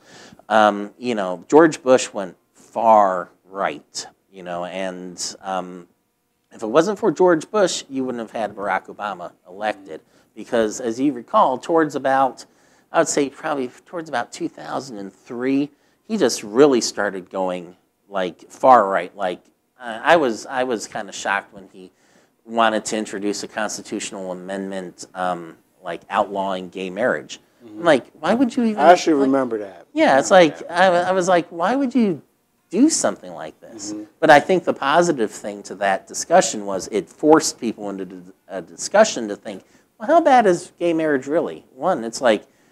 Does it affect me? Right. Does it, is it affecting anyone I know? Is it hurting? And America came back in event, and we decided, because the issue was forced on us, we were forced to think about to rebel against it. Yeah, we were like, well, that's kind of a dumb idea. These guys, gays, lesbians, they have been out in society forever. Since the beginning of society. Since the beginning of society, they've always been here. They don't hurt anybody, and then everyone started realizing, hey, wait a minute, that guy I knew who never got married, oh, I see. Maybe he's gay. Maybe he's gay. Those two women who we used to call spinsters who lived together. Oh, that's what's happening. We just never talked about it as a society. So, it kind of blew up in their faces. We took a realistic approach to it. I think I heard a couple jokes, like one being, well, all those gays and lesbians, they should end up. Let them get married. They should find out just how miserable it is, just like I am. Try to find Be careful what you wish for. A humor approach. Now, I will say that my wife is a lovely, beautiful woman. I'm so happy to be married to her, and if it wasn't for her, I'd be drunk in an alley right now. Right. And that's probably not too far from the truth. Yeah, actually, and it settles you down. I realized being a married man myself, it settled me down. All that finding the need to mingle and to get out there and search for a new relationship. It all went away. You know who else? Now we're getting kind of off the topic here, but to that there's a famous event that happened in early Roman history.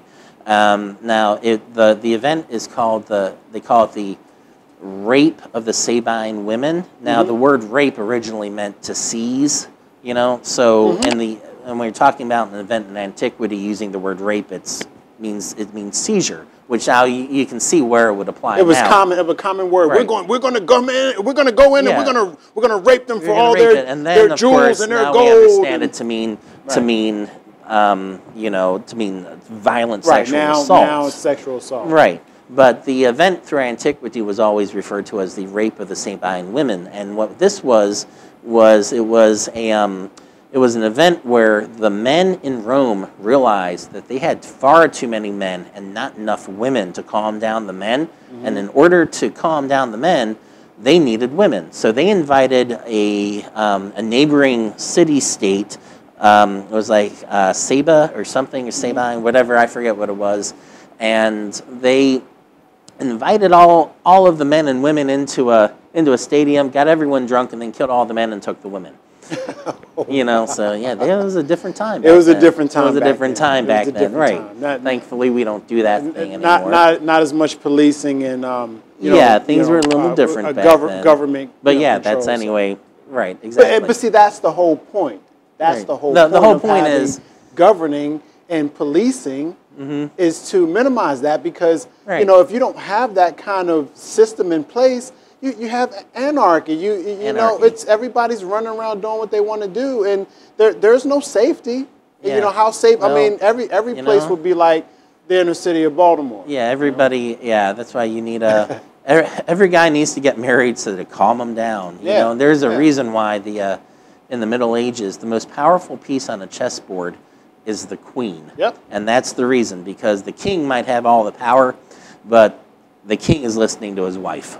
Because the wife tells him what to do, and that's why the queen's the most powerful piece on the chessboard. That's how it is in my relationship. Well. And there's no jokes there either. Yeah, no joke there. Exactly.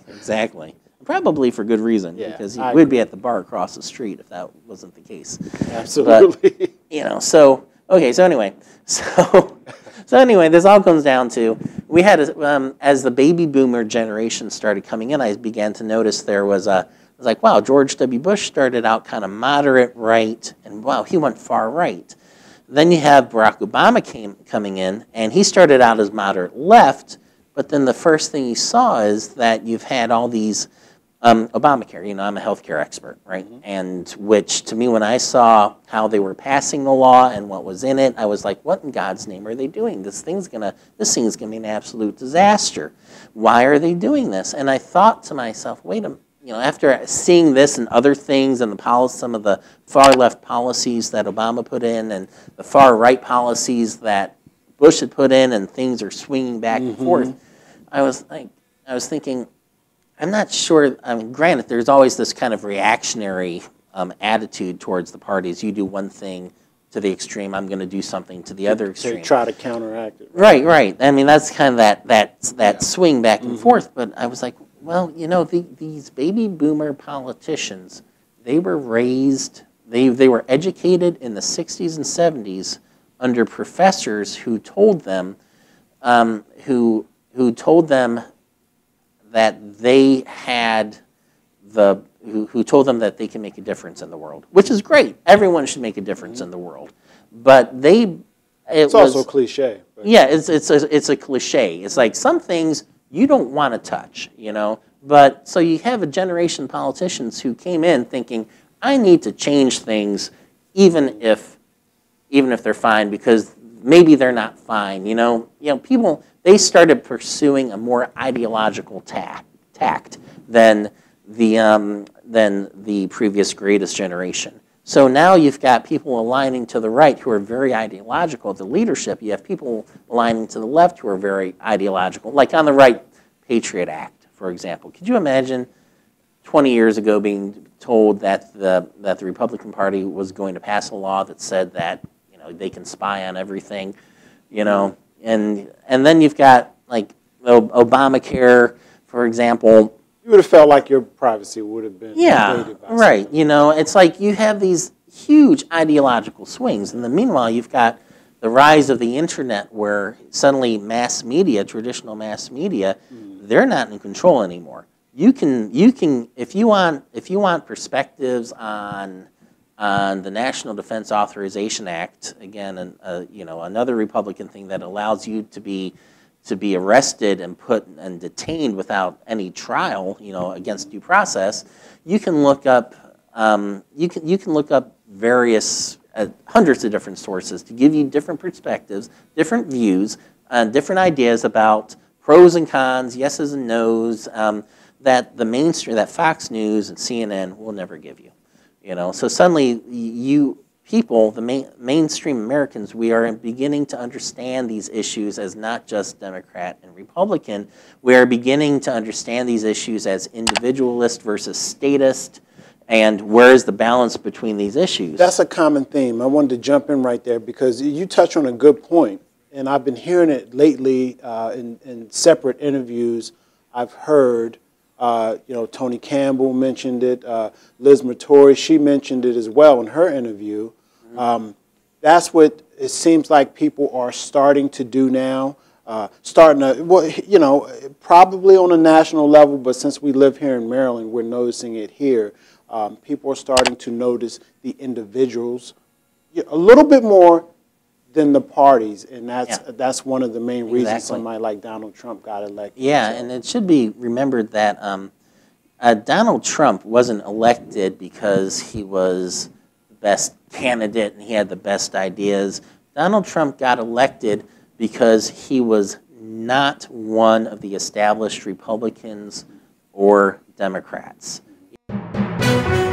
Broadcasting live from the studios of TV Free Baltimore, this is Speak Your Mind TV.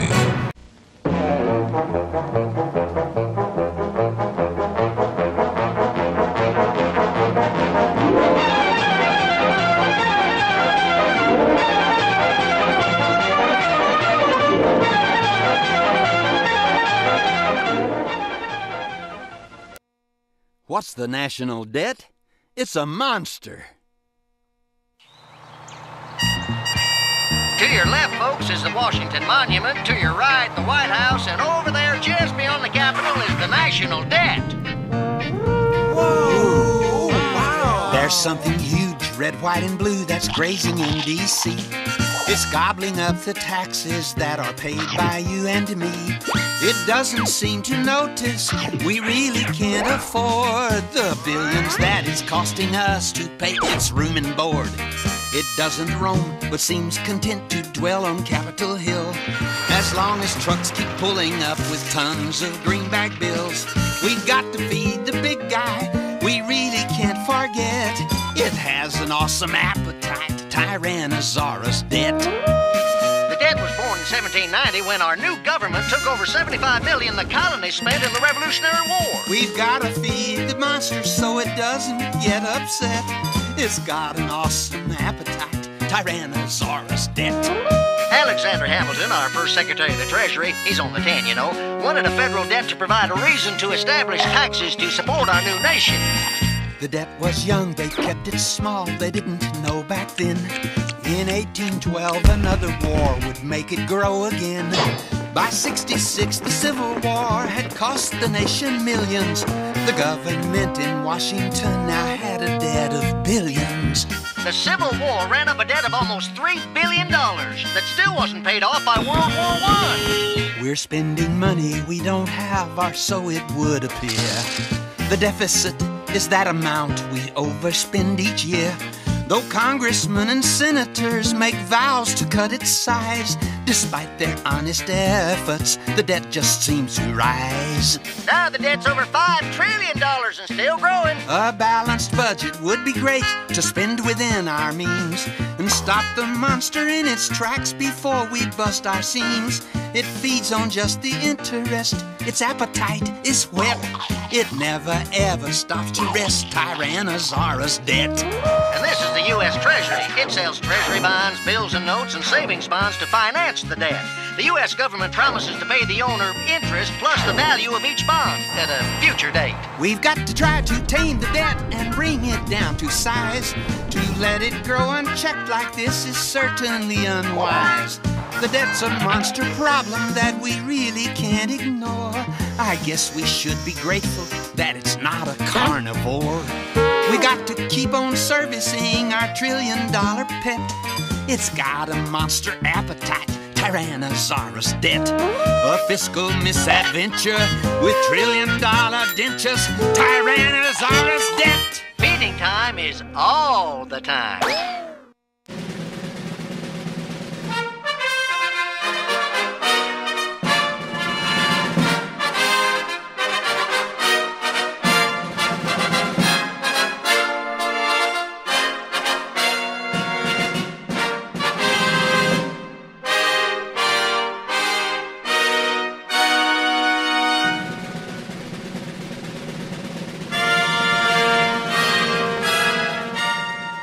Maryland Reporter is a news website about state government and politics. That's what we do. We don't do sports, we don't do entertainment. We do some local news as it impacts politics and state government. From the very start, November 2nd, 2009, we do a daily state roundup from now 50 different websites, the Baltimore Sun, the Washington Post, the Hagerstown Herald Mail, other newspapers around the state, broadcast outlets, smaller newspapers, some blogs, and we put it together, and this is the thing that people find most valuable. But we also do original stories that focus on accountability of state government, transparency, how tax dollars are raised and spent. We do a daily email newsletter that people can go on the site and sign up for. It takes about 10 seconds. That's going out to 8,600 subscribers every weekday. And so, you know, our niche, to repeat again, is really state government and politics.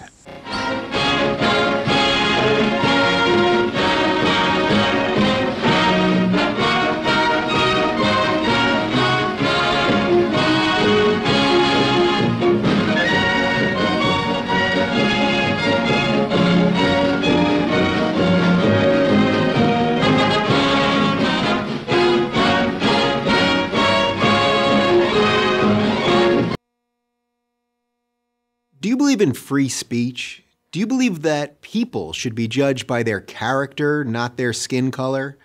Do you believe in freedom of religion? If you believe these things, you're probably not a progressive. You might think you're a progressive. I used to think I was. My show, The Rubin Report, was originally part of the Progressive Young Turks Network. Progressives struck me as liberals, but louder. Progressives were the nice guys. They looked out for the little guy. They cared about women and minorities. They embraced change. In short, who wouldn't want to be a progressive? But over the last couple of years, the meaning of the word progressive has changed. Progressives used to say, I may disagree with what you say, but I'll fight to the death for your right to say it. Not anymore. Banning speakers whose opinions you don't agree with from college campuses, that's not progressive. Prohibiting any words not approved of as politically correct, that's not progressive. Putting trigger warnings on books, movies, music, anything that might offend people, that's not progressive either. All of this has led me to believe that much of the left is no longer progressive, but regressive. This is one of the reasons I've spent so much time on my show talking about the regressive left. This regressive ideology doesn't judge people as individuals, but as a collective. If you're black or female or Muslim or Hispanic or member of any other minority group, you're judged differently than the most evil of all things, a white Christian male. The regressive left ranks minority groups in a pecking order to compete in a kind of oppression Olympics. Gold medal goes to the most offended. Martin Luther King Jr.'s dream that his children would be judged by their character and not their skin color was a liberal idea, but these days it's not a progressive ideal. And what about religious freedom, the idea that no one else can tell you what you have to believe? Surely progressives still support that basic right. Well, not so much. I'm a married gay man, so you might think that I appreciate the government forcing a Christian baker or photographer or florist to act against their religion in order to cater, photograph, or decorate my wedding. But you'd be wrong. A government that can force Christians to violate their conscience can force me to violate mine. If a baker won't bake you a cake, find another baker. Don't demand that the state tell him what to do with his private business.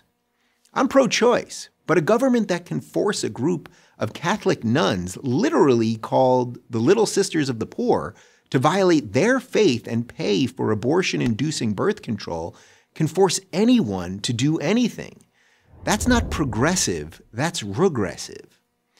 Today's progressivism has become a faux moral movement hurling charges of racism, bigotry, xenophobia, homophobia, Islamophobia, and a slew of other meaningless buzzwords at anyone they disagree with. The battle of ideas has been replaced by a battle of feelings, and outrage has replaced honesty. Diversity reigns supreme as long as it's not that pesky diversity of thought. This isn't the recipe for a free society, it's a recipe for authoritarianism. For these reasons, I can no longer call myself a progressive. I don't really call myself a Democrat either. I'm a classical liberal, a free thinker, and as much as I don't like to admit it, defending my liberal values has suddenly become a conservative position.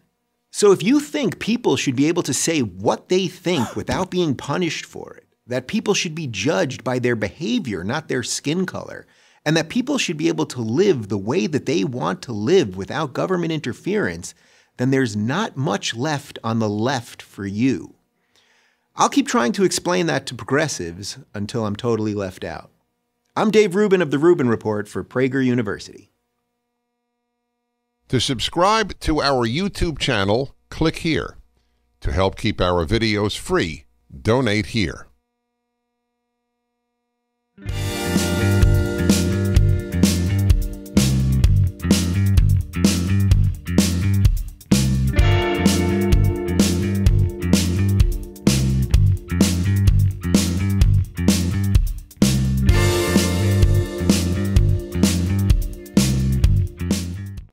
Seven Principles of Libertarianism by Alex Merced. Self-ownership, the idea that you own yourself and your body and your property. Non-aggression, the idea that no one should initiate force on you or your property. Voluntarism, the idea that arrangements and institutions in society are based on voluntary participation. Free exchange, the idea that individuals are free to exchange their property in the arrangements they see fit. Decentralization, the idea that centralized power is easily corruptible and more dangerous, so that power should be decentralized through a market process instead of centralized through a political process. Property rights, the idea that society should have well-defined definitions of what is property and protect the individual's right to own property. Individualism, the idea that all individuals have equality of rights and that should not be punished or privileged at the cost of another because some abstract association with the idea of a group. Learn more about libertarianism by subscribing to the following podcasts: The Alex Merced Cast, The Tom Woods Show, Lions of Liberty, The Johnny Rocket Launchpad, The Jason Stapleton Program, The Remzo Republic. Also, check out these websites: fee.org, Mises.org, Cato.org, Reason.com, LibertarianWingMedia.com, and TheLibertarianRepublic.com. My name is Alex Merced. Subscribe to my podcast, The Alex Merced Cast, and like me on Facebook at facebook.com/AlexMercedLP. Hey, Ben Gillette here. Being a libertarian means being skeptical of power. Skeptical there's one way to do things. Is there going to be one way of living that's going to make you, Justin Bieber, Pat Robertson, Marilyn Manson, Hillary Clinton, me, and your Aunt Olga all equally happy? It all comes down to this. Maybe I know the best way to live my life, but wow, I sure don't know the best way to live yours. So why not err on the side of more freedom, respect for what makes us different? If you think a little bit like I do and want to learn more, go to libertarianism.org. We've got podcasts and videos, original source material, and essays all about the idea of using a little more liberty. Libertarianism.org. Be just like me.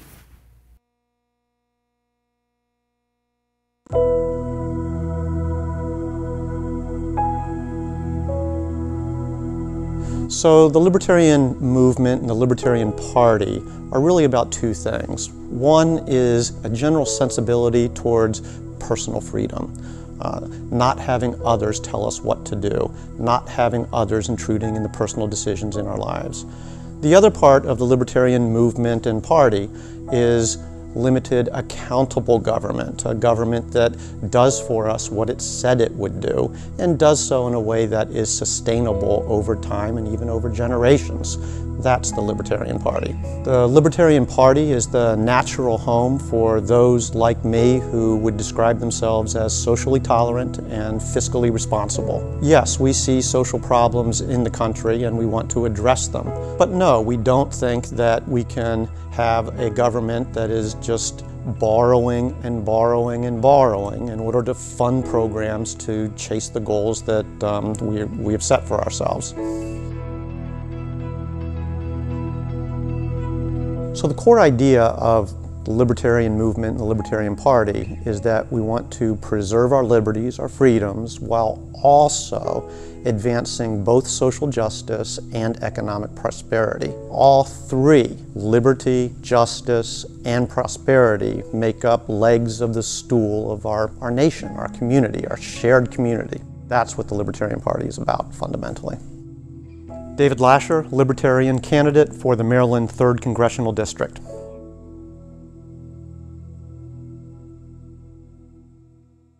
This is my jump shot. Trash ball, a neat game. Everybody wins. Let me show you how to play.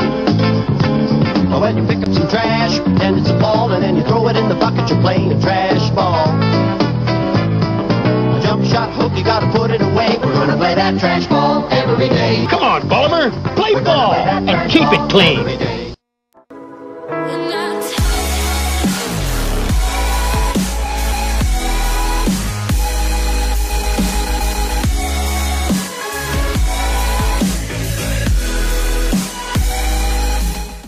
Hey there, folks. This is Lenny Rudo from Fish Talk Magazine, and you're watching TV Free Baltimore. The thrill of the hunt, The call of the chase, the anticipation of the catch, just being with friends, family, enjoying the simplicity in life, and what's important. This is the call the sportsmen and women understands. Come and experience the diversity and the quality that is found only in Maryland. Discover more at fishandhuntmaryland.com.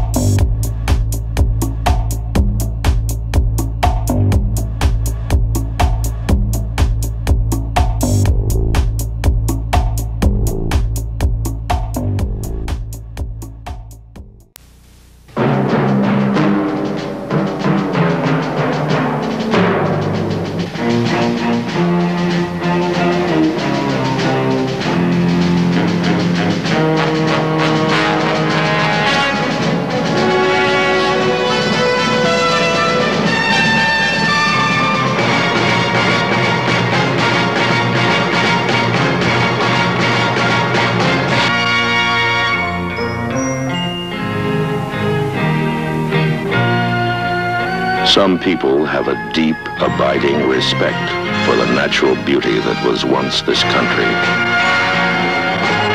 And some people don't. People start pollution. People can stop it. Hello, this is Mary from TV Free Baltimore. I'm here at Turkey Point Marina, and I'm here with Lenny Rudo. He has started a wonderful new magazine called Fish Talk. Would you like to tell us some of the passion about why you have started this? Sure. Well, you know, we anglers in the Mid-Atlantic region, and particularly in the Chesapeake, we care an awful lot about what's going on out there, and unfortunately we've had no publication for years and years, really ever since the recession hit and several went out of business. We've had no publication covering fishing in this area, either in print or on the web. So we started Fish Talk, which is both in print and on the web. We started up in April of last year, so we're now publishing the 15th edition. This is last month. This is our newest right here with a big, beautiful black drum on the cover. Boy, I wish I'd caught him. What areas are you mainly covering? So we actually cover from Delaware clear down into Virginia. The Chesapeake Bay is where our heart is. It's where we're based at. But we also do cover the coastal fishing, Delaware, Maryland, Virginia, and we also cover freshwater in all three of those states, as well as D.C. and a little bit in Pennsylvania. It's really all the areas that any anglers living around here might want to go fish. You keep us updated on the conditions and the amount of fish and other aspects of what's going on with the marina life and everything? Absolutely. As far as the how-to, where-to information goes, we put it all right here in the magazine. This is your how-to, where-to. Now, of course, there's a time lag between when you prepare a magazine and when you actually print it. And that was always the weakness with fishing reports that appeared in any kind of print publication. So what we do is every week by noon on Friday, we update fishing reports that cover all the different areas that we just talked about. We have different reports for the Middle Chesapeake, for the Lower Chesapeake, for the Tangier Sound. All these areas, we call a bunch of folks in each different area. We talk to different charter boat captains, we talk to different tackle shops, and we get reports for all these different areas. Every Friday by noon, they're updated. What is your mission? You know what? It all boils down to helping you catch more, bigger fish. That's what it all comes down to. We have a ton of how-to, we have a ton of where-to. If you fish in this area, you're going to find the tactics, you're going to find the techniques that you need to know to catch drum like that and speckled trout like that. What's your contact information? Well, you can always go to fishtalkmag.com, spelled just like it sounds, fishtalkmag.com, and that'll take you right to the magazine online. From there you can find email. You can email me if you'd like. I'm always happy to get emails from readers.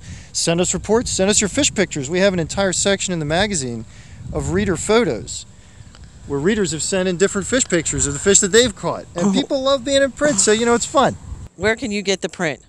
Well, the print version is available in over 700 locations up and down the Mid-Atlantic region. Pretty much all the tackle shops have it. Lots of marinas have it. It's right here at Turkey Point. They've got it inside at the office. A lot of convenience stores have it. And of course, since we're, talking to fishermen, the liquor stores all have it too. Oh, that's great. And the bait stores, right?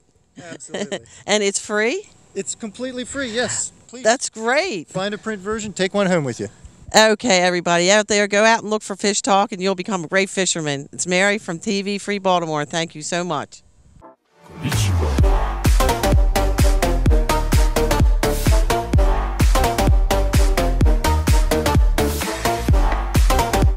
This is Sam with Restore Computer Repair in Baltimore, Maryland. If you're having any computer problems whatsoever with your Mac or PC, desktop or laptop, we can fix it at a guaranteed lowest price. We're located at 8701 Harford Road in Parkville, Maryland, 21234. You can reach us at 443-725-5050. That's 443-725-5050. We're open Monday through Friday, 10 a.m. to 5:30 p.m., and Saturdays, 10 a.m. to 2 p.m. You can reach us at www.restorecomputerrepair.com. This is Hugh. This is my son. He started on drugs when he was 16. When his life became confused, unreal, filled with horrifying hallucinations, he ended his life.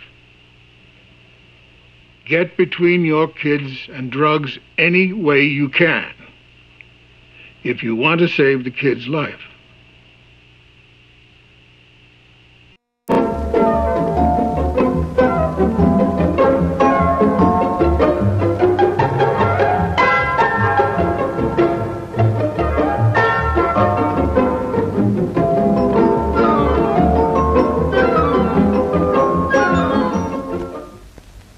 Hey guys, Johnny Alonzo, and you're watching TV Free Baltimore.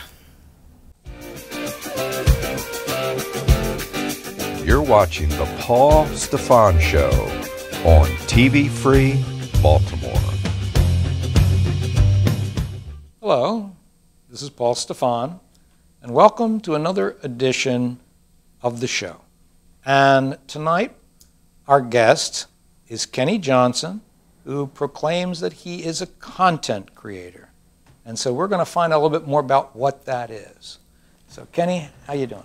I'm doing all right, Paul. Thanks for having me on. So explain what you mean by content creator. Sure. So at the beginning, when we were doing our introduction, you asked, what do you want to be known as? Right. I do documentaries. I do video work, a lot of video work.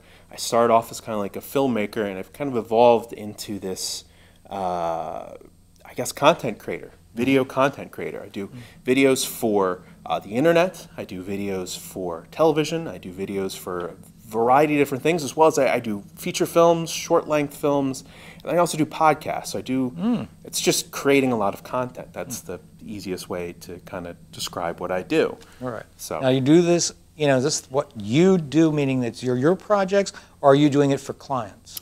I do a little bit of both. So I work a full-time job as an editor and a videographer for a small digital marketing agency in Towson called Render Perfect Productions. I work there pretty much a 9-to-5 type of job. Okay. And then I do things on the side kind of for fun. Okay. I've always enjoyed making documentary films, and I want to continue doing that in my free time. So I find interesting subjects, usually a lot of kind of interesting people that work in subcultures, whether it be like travel vlogs or independent wrestling or just interesting people that you don't normally hear from. Right. I do documentaries on them.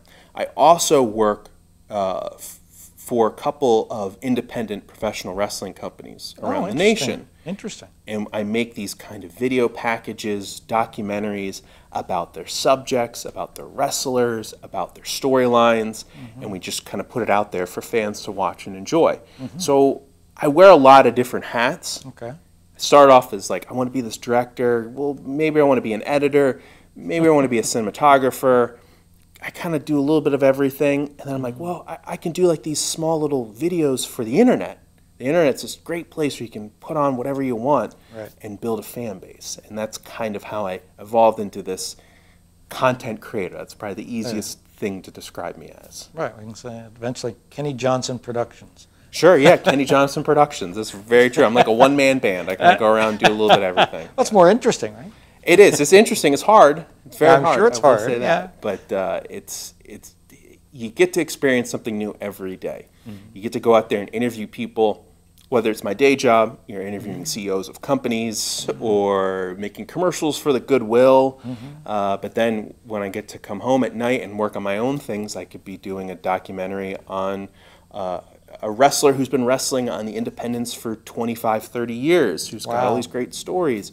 Or I could be working on a video about another YouTube creator. There's the sky's the limit. You know, I can do all kinds of crazy things. Right. So what kind of projects have you been working on recently? Recently, I've been doing a lot of stuff for this one independent professional wrestling company called Evolve Wrestling. Okay. And kind of like what I was talking about earlier, where I go to their shows. They have shows maybe about once a month. And I go to their shows, travel around the country, a lot of New York, Boston, sometimes Florida, all over the place. I interview their roster, their wrestlers, and then I kind of put these small little 5 to 10 minute video packages together where people can get to know these personalities, these characters a little bit better. And that's one thing I'm doing. I also do a podcast. Oh, okay. It's kind of ridiculous. Is it a video? No, it's a podcast about you know the actor Christopher Walken. Oh, of course, yeah. So my friend and Brandon Hardesty and I, we watch Christopher Walken movies. Okay.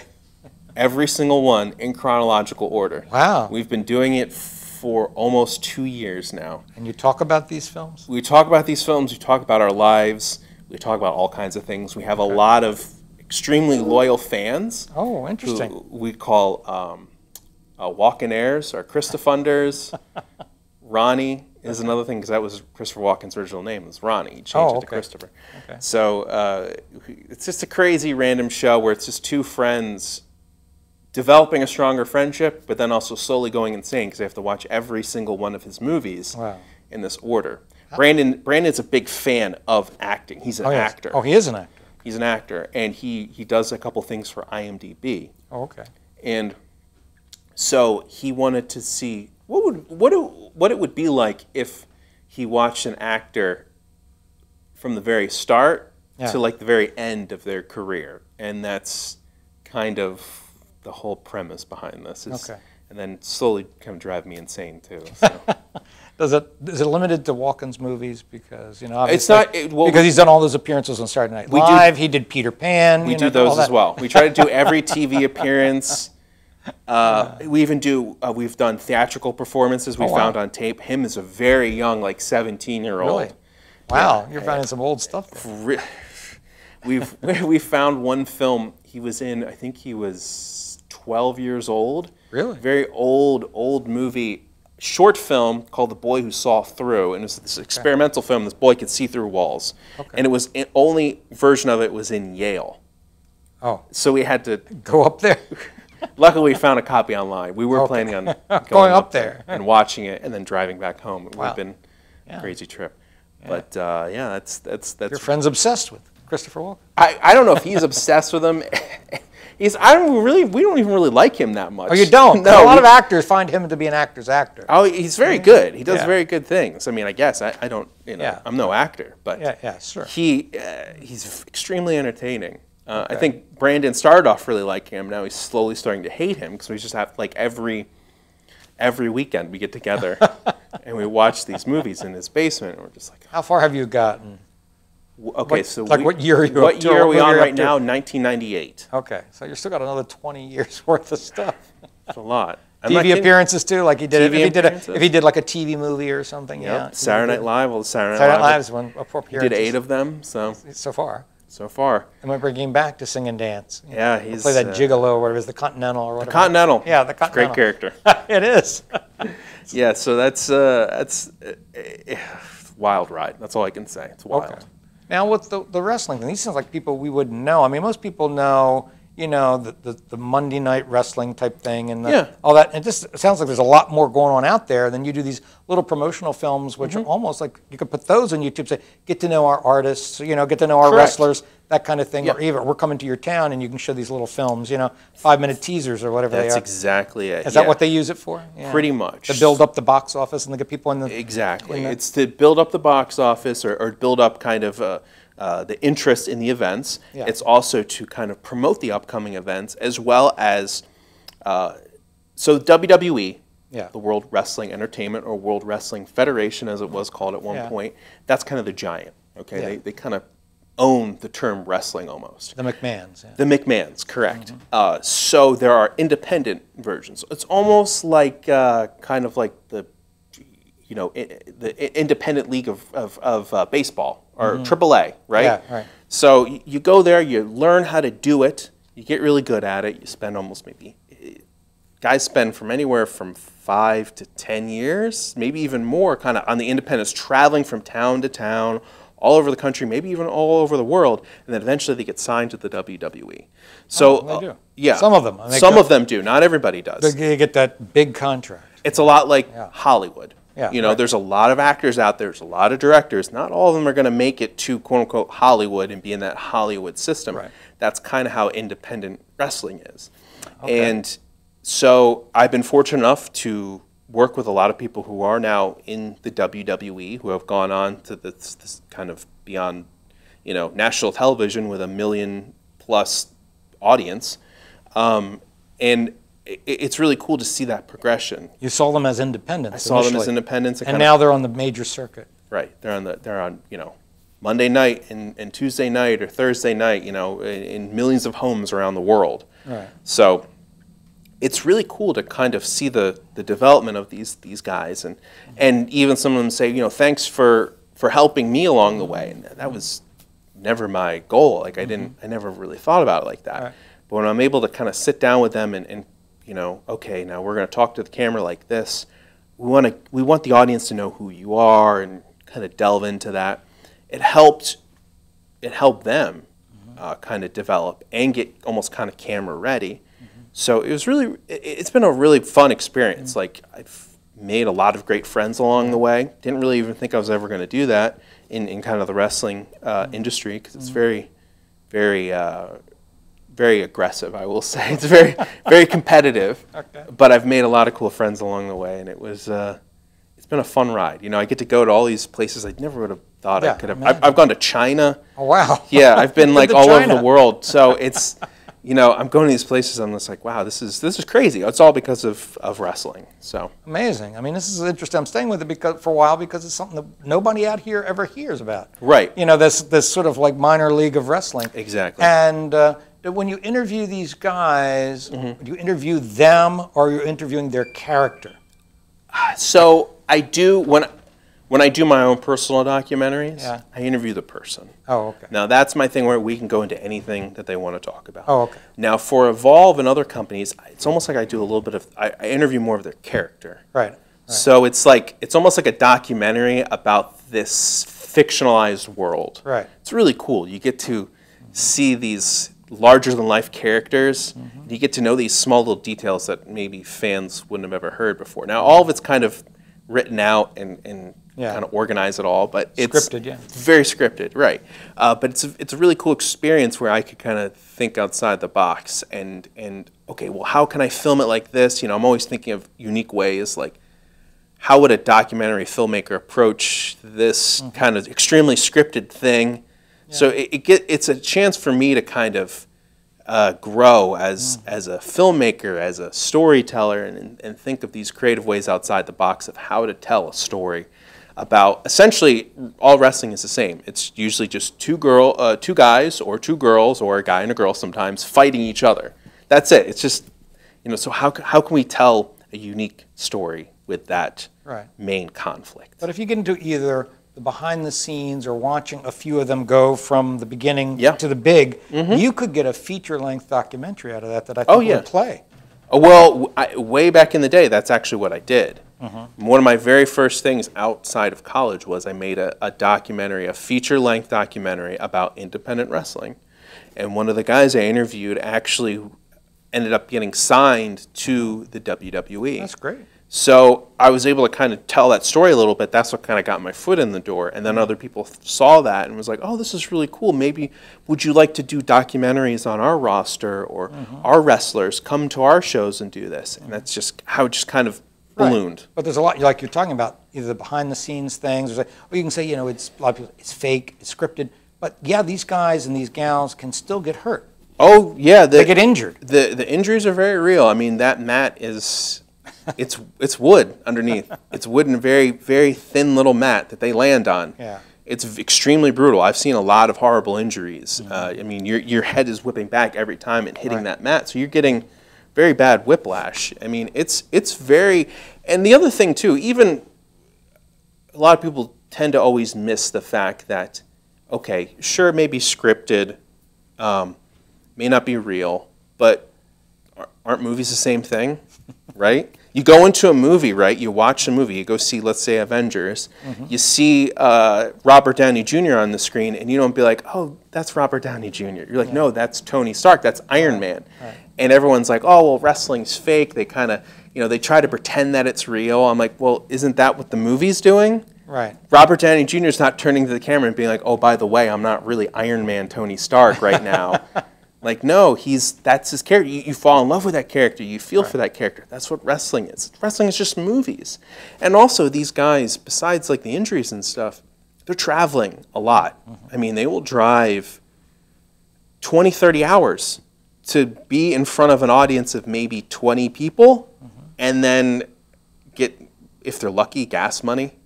Oh, so that's bad. Yeah, but it's a passion. That passion is real. Yeah. That drive is real. They go to wrestling school. They train. They work on things. They work on how to just how to wrestle, how to be this character, how to do promos, how to do all these things. It's real work. It's not fake. There's nothing fake about that. No, people should look at the fact, I guess, that they're also athletes, and they are what I would call the equivalent. You're talking about the movie metaphor. Stunt actors, in the sense that the stunt actors, do all this physical stuff, and even you say it's sort of fake-ish, but they get hurt too when they're doing a stunt. A lot of them. So I'm just saying that they're putting their lives out there. True. And so they're actors and they're athletes both. It's, in my opinion, it's the greatest form of storytelling there is. I absolutely love it. It takes interesting. It takes everything that I love about movies. It takes everything that I love about kind of like live theater and performance art, kind of melds it together in one thing. Right. So it's incredible. In the audience kind of knows, like, okay, this is predetermined. We kind of know, but you buy into it. You believe it for that one moment. You're like, ooh, this could be.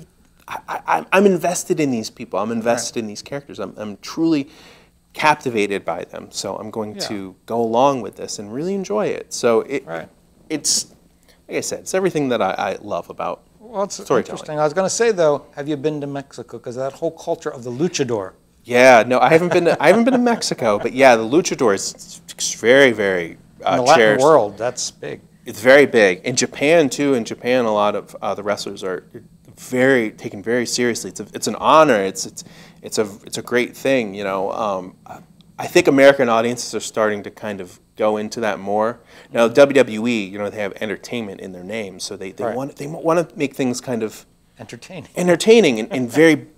They want to speak to a bigger audience. Right. So sometimes some fans, they get angry by that, like, oh, they don't take it seriously, and there's so many different varieties of wrestling out there. So the type of wrestling that we see on TV here, you're talking about Japanese, there are wrestlers like that too, besides the sumo wrestlers? Yeah, no. They are honored. The sumo they wrestlers are extremely honored as well. Yeah. No, then there's also like professional wrestling over there, and that's another very, very prestigious, taken very seriously as like a true athletic form of competition.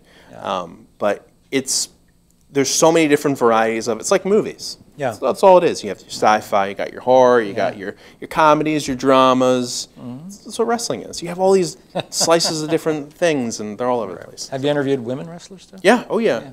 Friends with a lot of female wrestlers, and they actually wrestle men sometimes. Really? So I don't think I see that in WWE. No. Sometimes they do it. Do they? Yeah, but for the most part, on the independents, you can kind of do whatever.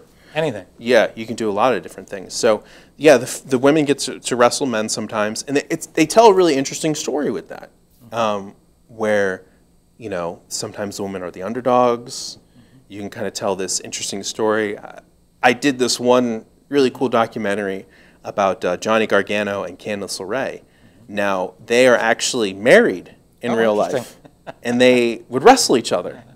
So you get to see this kind of interesting dynamic. Like, people know that they're in a relationship together, but they're fighting, like hitting each other, and they're getting physical, and it's this really. If people know they're a couple, then you can say, hey, let them get it out in the ring, so when they go home, they'll be fine. You know? Sure. Yeah. So it's, you know, I like it. You know, I like a lot of different styles of wrestling. Well, let's see, that's in a way good, because I see it another way is that E has had that series about the female wrestlers. Yeah. And then there's something else, I don't know if it's on Netflix or who has it. It's sort of like, hark back to the 80s, like Glow. You know, Glow, yeah. They have that show about female wrestlers again. That was a real thing back then. I know it was back then, yeah. Gorgeous Ladies of Wrestling. That's right. And so, and some of them did break through to movies and things like that. I mean, you saw people like, and it was interesting, I think somebody from MMA now. MMA. You know, the Ronda Rousey is now with WWE. She is, yeah. She's a huge fan of wrestling. She's always been a big fan of wrestling. Rowdy Ronda Rousey. Right. The rowdy part is actually from Roddy Piper. Right. Big wrestler back in the 80s. Late Roddy Piper. Yes, so she's a huge fan of it, and I think that's the thing. It can transition and speak to a lot of different people. So but people can look to also for that golden ticket in a sense to say that they've gotten to WWE, but then there are people like Dwayne Johnson, John Cena, who are making movies. Yeah, you know, there's, like I was saying earlier, there's no difference. Yeah. Wrestling is just movies. Right. You know, that's an easy transition. The Rock can do it because he was that larger than life personality, the Rock, you know, like when you watched him in the ring, you were just drawn to his charisma. So of course he's going to go and make movies, and it's going to be this huge, large spectacle of a movie, but you're so drawn to him because of that charisma factor. And I feel like a lot of that was, you know, he learned how to do that in the wrestling ring. You know, he could captivate 20,000 people, 70,000 people with just raising his eyebrow. You know, that was it. Like he could draw. Talent. Yeah, that's an incredible skill to have. Now, where did you get the interest in wrestling? Where did that start for you? Probably, I think around high school or so. Oh yeah, okay. I always kind of made fun of it for a while. I was like, oh, wrestling, that fake stuff. And then I started watching it, and I was really, really entertained by it. And the more I watched it, the more I wanted to see more of it and more of it. So I started going back and watching older things and newer things. I just kind of began to take it all in because I'd always been attracted to movies. I always enjoyed making movies and storytelling. And, you know, that's what I saw wrestling as. So that's what I was able to kind of... I just accepted it like that. It's like, oh, it's just the movies. Right, but you're doing all kinds of other stuff too. Like, now you talked about content and people on the YouTube that have their own thing going on that you've done stuff on. Have you done, or are you doing something on Adam the Woo? Okay, I did a couple things on Adam the Woo. He's a famous. Explain to people who he is. He's a famous kind of travel vlogger. Now, a vlogger is kind of like a video blogger. That's kind of the best way to describe it. He travels around the nation kind of exploring odd, unique places. He likes to go to like amusement parks and abandoned places. He kind of puts his little spin on it. He's like this little bit of a personality. You get to kind of go on an adventure with Adam.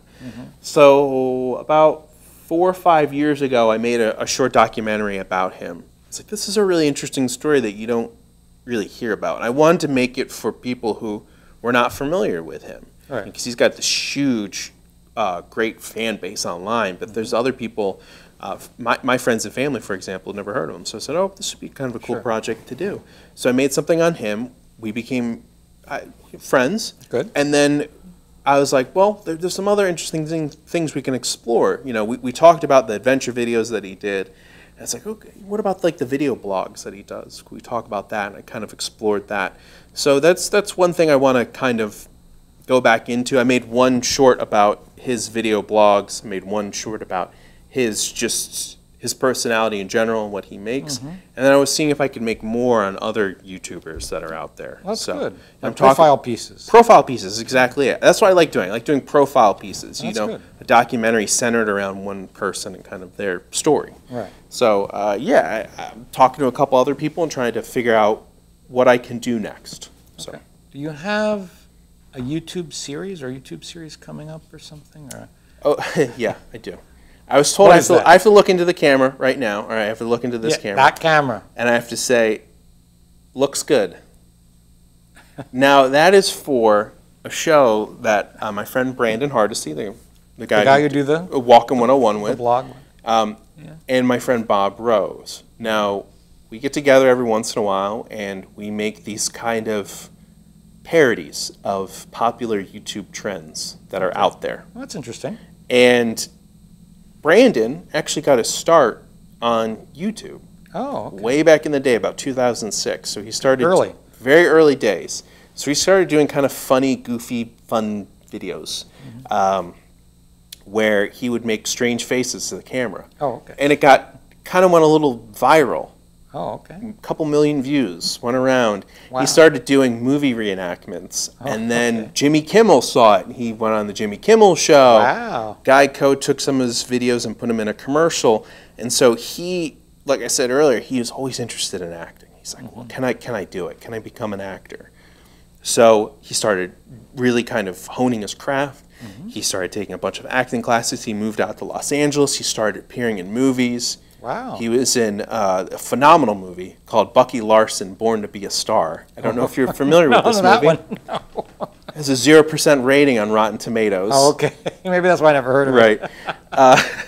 Now, he played a little part in it, and then he also did one of the American Pie movies. Oh, he was in one of those. He's done, and then he was in a really cool independent feature called Bart Got a Room with William H. Macy. Oh, William H. Macy, great actor. So he started doing all these cool little things, and I kind of convinced him, Bob Rose and I, we convinced him. I said, you should come back and start making videos for YouTube.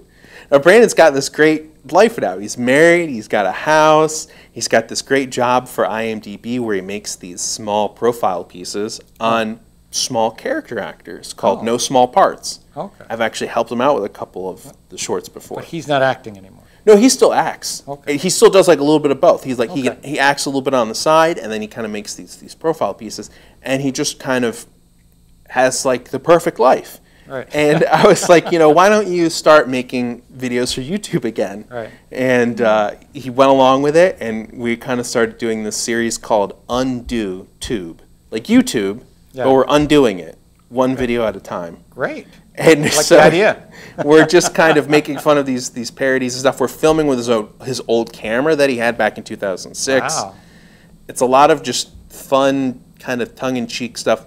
Mainly, it's for Brandon, Bob, and I. It's for us to kind of make these videos and laugh about and have fun with, and just kind of show his old audience. And they put him up there. Yeah, put him up there. We put him on YouTube. He's got 100,000 plus subscribers. And well, that'd be great. It's so he his fans. They really like it. They're having fun with you're it. Parodying other YouTubers. I mean, you could say you're going to do a Dan Bell takeoff or a Casey Neistat or something. Sure, like yeah. Those are we find these little funny trends, but then we do really interesting, weird stuff that we're going to do a prank video, but then we never follow through with the prank. Okay. We do weird stuff that it's us kind of three guys getting together and having just a fun time where, YouTube has become such a serious thing. You got to make content, you got to get it online, you got to make money. And even with filmmaking, too, it's very, very serious. You got to take everything very seriously. So I'm like, wouldn't it be fun if we just grabbed the old camera and just made some goofy, fun stuff? Just made ourselves laugh. Right. That's what it's all about, just having fun. Well, that's what we think. We say, if it isn't fun, don't do it. Correct. So we're having a lot of fun with this series. It looks pretty good to me, or it looks good, I should say. Not pretty good. It looks good to you. Yeah, that should be the title of the series. But I would say, again, this is what we're the first, I think, we're going to declare in the country we're the first TV internet network for YouTube. Okay. And then it said that because we bring other people's content and we show them in the stream. Sure. And so we'd be happy to look at what you guys have and put that up as well as any documentaries you would like to throw up there, any new documentaries throw up there. We can say this week's or this month's or this year's Kenny Johnson documentary and do it that way. So many documentaries coming out. Because we want to be able to be different too than what's usually on YouTube. And we have a nice audience, but since we're not big launch, we're just soft launching right now. Okay. Because we have 169 subscribers, but 300 to 500 people might watch the video. So you're doubling it, or more than doubling, almost tripling, because there's an audience out there for something that's entertaining, informative, and different. It's not, here I am and this is what I'm about. Cool. It's like I'm featuring other people, because to me the guest is always the star. And so tonight you're the star. I guess I am the star. You are the star, man. But for now, because we're going to have to get ready to stop, unfortunately. Sure. And there's so much more we could talk about. Oh, we spent so 20 much minutes more. on the wrestling, but I knew that was your passion, so we stayed with that. Love it. And love it. Tell folks out here, where they can find you and your stuff. Sure. Okay. So follow me on Twitter. I'm at KenJohnson1028. You can see all my information on there. My YouTube channel is youtube.com/KJohnson1028, or just look up Kenny Johnson documentary filmmaker. You'll stumble upon me. And also check out my podcast with my friend Brandon Hardesty, Walkin' 101. And yeah, that's kind of my main spiel. Well, great. Okay. Yeah. Well, I want to thank you for coming in. Thank you for having me. And we'll have you back, and we'll also want to get some of your content Definitely. on TV Free Baltimore. All right? I love it. Okay, so thank you. And folks, guess what? That flew by. I hope you were as entertained and as informed as I was, because this world of interesting stuff with minor league wrestling is brand new to me, but I think it's stuff we should all look into. So it means look at Kenny's documentaries, I guess, where he told you to go look. You can find them, and you'll be educated on this interesting world that not many folks know about. So until the next time, this is Paul Stefan saying good night. You're watching The Paul Stefan Show on TV Free Baltimore. Hi, this is Cindy Williams, and you're watching TV Free Baltimore. This is Gunhild Carling, and you are watching TV Free Baltimore. You are not watching. You have to watch TV Free Baltimore.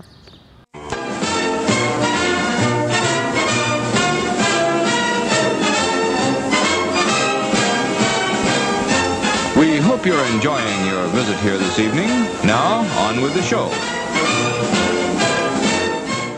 Hello, this is Paul Stefan, and we're here again for TV Free Baltimore's movie reviews. And tonight, our guest is local screenwriter Jamie Nash. Hello, Jamie. Hey, how's it going? Nice to have you here with us. Great to be here. And as I said, we know you're local because you went to UMBC. I did. You live in Ellicott City, right? I couldn't be more local. Well, going back to where it all started, is say, what made you want to become a screenwriter? Oh no, this is a question I ask myself a lot. Okay. It's hard to find. I don't know if I was just to say I was born with it or I always wanted to do it, because I even think back to when I was a real little kid. Really? And playing with my action figures, and I'd have Star Wars ones, and then I'd have like an Indiana Jones and a Lone Ranger and a Planet of the Apes, and I'd kind of make my own stories out of them. It wouldn't be like, I wouldn't just play Star Wars with them. I'd play some weird thing. And then I remember typing on a typewriter when I was like 5th grade, 4th grade, trying to write a novel, but my typing skills were so horrible that I would always give up. And I don't know. It's a tricky question, and then it all comes back probably to Star Wars. Star Wars again. Yeah. Every kid that was born around the time I was born, every filmmaker I run into that's roughly my age, it almost always comes back to Star Wars, because it was so all-encompassing when we were kids. It was toys. It was baseball cards. It was everything. Everything. Sure. Yeah. So I don't know. I don't really know, but I can say that from a very early age, writing was a thing, film was a thing, and then somewhere along the way it just evolved. Instead of being a director, which takes so much time, I'd rather just work on a lot of stories, as opposed to a director who has to kind of fight their way through one story over a long period of time. I got you, because I'm saying, it's not like as a small kid you say, Mommy, I want to be a screenwriter when I grow up. No, and that's a really good point too. I probably didn't even know what a screenwriter was for many years. I probably thought the actors made it up or the because of Star Wars and Raiders of the Lost Ark and all these movies and Spielberg. Yeah. I started to identify with the filmmakers, Oh. you know? Yeah, right. So I started to be like, oh, that's cool. And they'd had this behind the scenes footage and things like that. But I probably I couldn't access screenwriting until the internet showed up. So many years later, you know, flash forward to when I was probably 24, 25, that's when I started to, you know, be able to get those materials that you could only get from Hollywood because they were on the internet.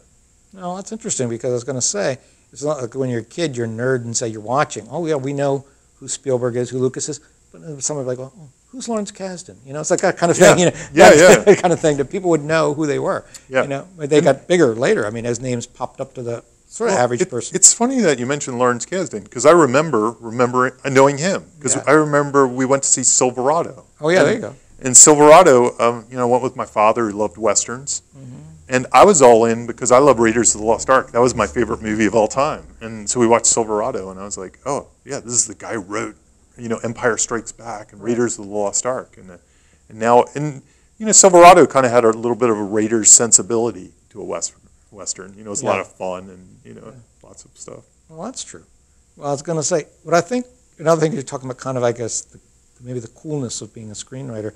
What I was going to ask, and I saved it, I didn't want to ask you off camera to get your reaction, but to say it must be a great feeling to say you come up with, let's say, an idea, and then you put it on paper, and then eventually people are bringing something that to you was maybe just a thought or a dream, and now they're out there saying words that you wrote, and thousands and hopefully many more are watching something that started with the germ of an idea. Yeah, well, it's surprisingly, over time, I found that the most exciting time is like when I first finished the script, because then I kind of hand it over, and it really does become something else. I mean, it can be completely different. It can be somewhat different, but it's always different. So I'm kind of lucky this way too, because a lot of my director friends, they won't even watch like a screening with the audience, but I can kind of divorce myself from what I did to the movie and actually enjoy it a second time. So I actually,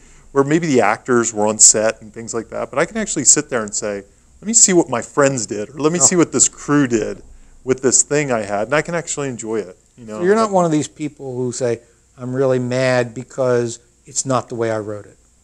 No, but I understand that. I just don't get mad about it because usually it means I got paid. So as long as I get paid, I'm okay with it. It's the ones that you don't get paid for that they run you around and run you in circles and they never get made. They're the ones that are actually much more frustrating. But if at some point it actually gets made, I can't complain too much.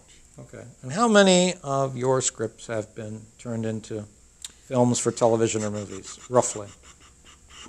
Without actually counting, and you'd think I would have a count, but there's some I wonder always if they count or not, you know, like the one I directed myself that I paid, you know, and stuff like that. It's somewhere around 10 or 11. Well, that's pretty good. Yeah. And here's a question for people too, like I ask a few other people who are local filmmakers, which is the key really to this series, is to say, okay, then why be a screenwriter in Maryland when you could be a screenwriter in LA? Yeah, and I ask myself that question every day. It would be a lot easier to be a screenwriter in LA, and if you can go to LA or you want to go to LA, be a screenwriter. I would say with me, what happened with me is I started screenwriting later. I was a computer science major. I made computer games. Then I worked for like Fortune 500 kind of consulting. It was kind of the original .com boom. I worked in that world, and I was into it. I was as passionate about programming as I was writing now. And there just came a time because of the internet and stuff like that, and my passion for movies, that it was an itch that always needed to be scratched. It was always there, and I wasn't exactly sure what that itch was or how I'd scratch it, whether I'd make short films or act or do. I wasn't sure. But eventually I started to write on the side because I could. You know, I could do it at night. I could do it at home. I could research. And it turned out really that writing was always the thing I was into. But I got a late start, so I was already established. I think I was married at the time. Didn't have kids yet, but I always kind of viewed it as a hobby, and slowly somehow it became a career. And I didn't even know. It was while I wasn't looking. So I was working 2 jobs for a very long time, maybe the first 6 or 7 years of my career, even when I was making money.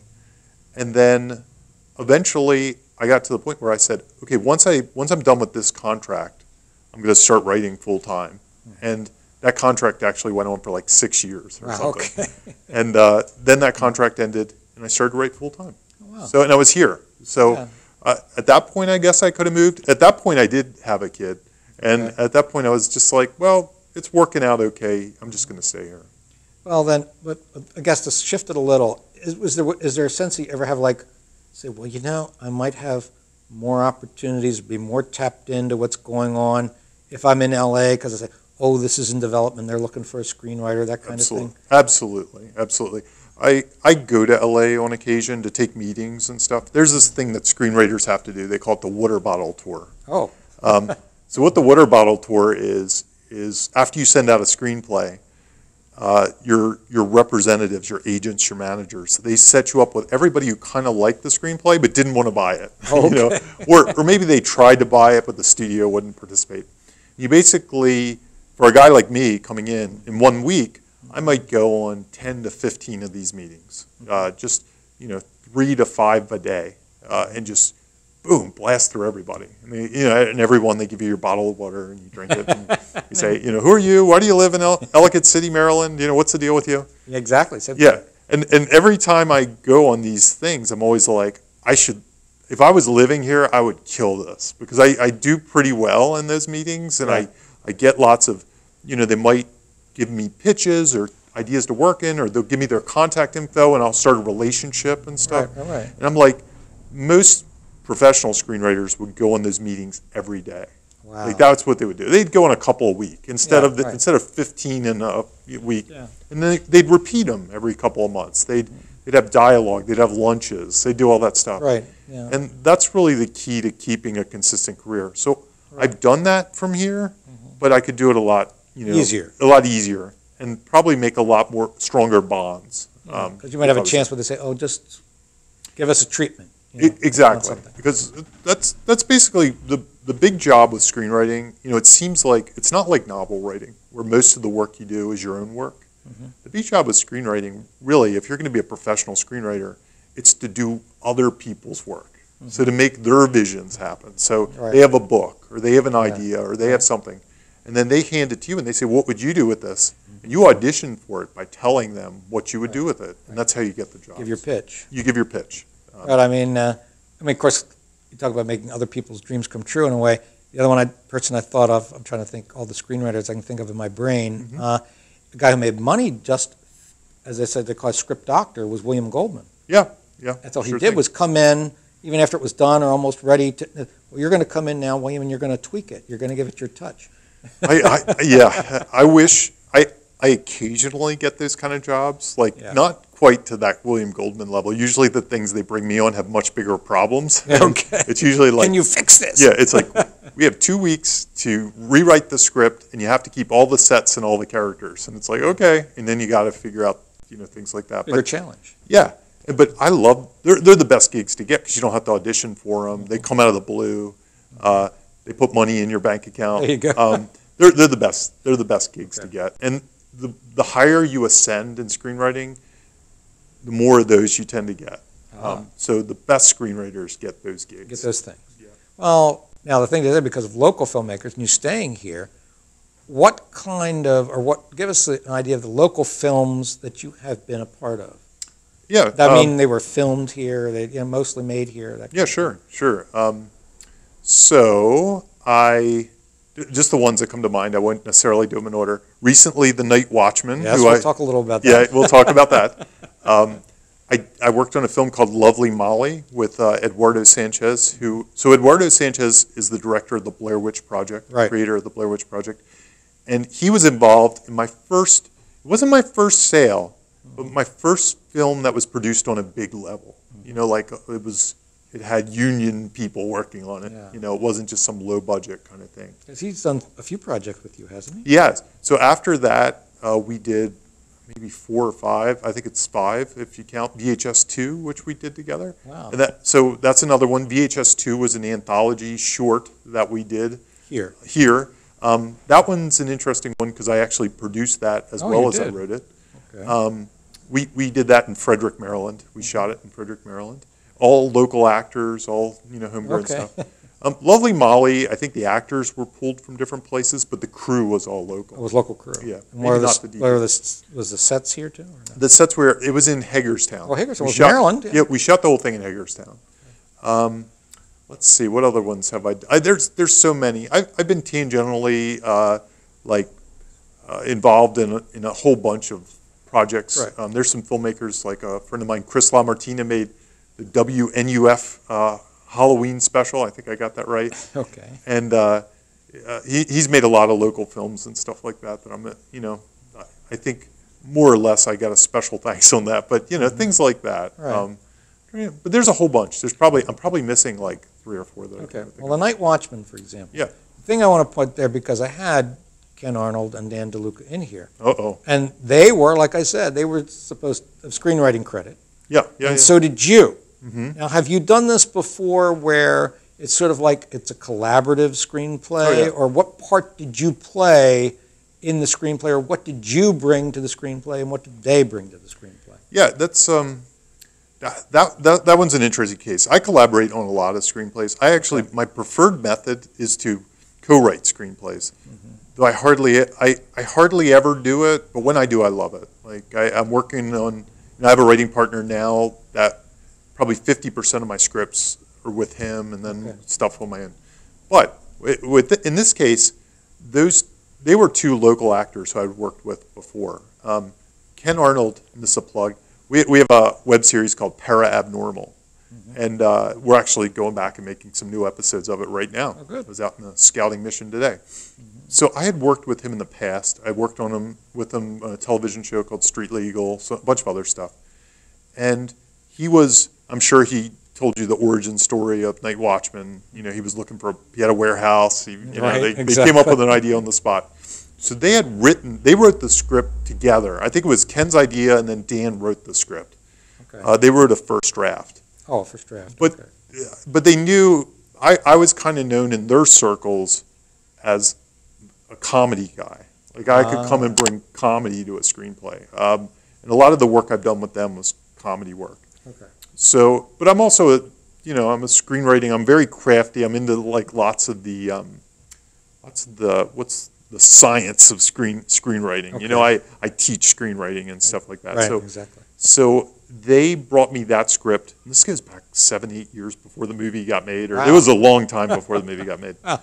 And I did a rewrite pass of it. Okay. I fixed some structured things. I changed some. It was your typical collaboration where I added some things. A lot of it was comedy and things like that.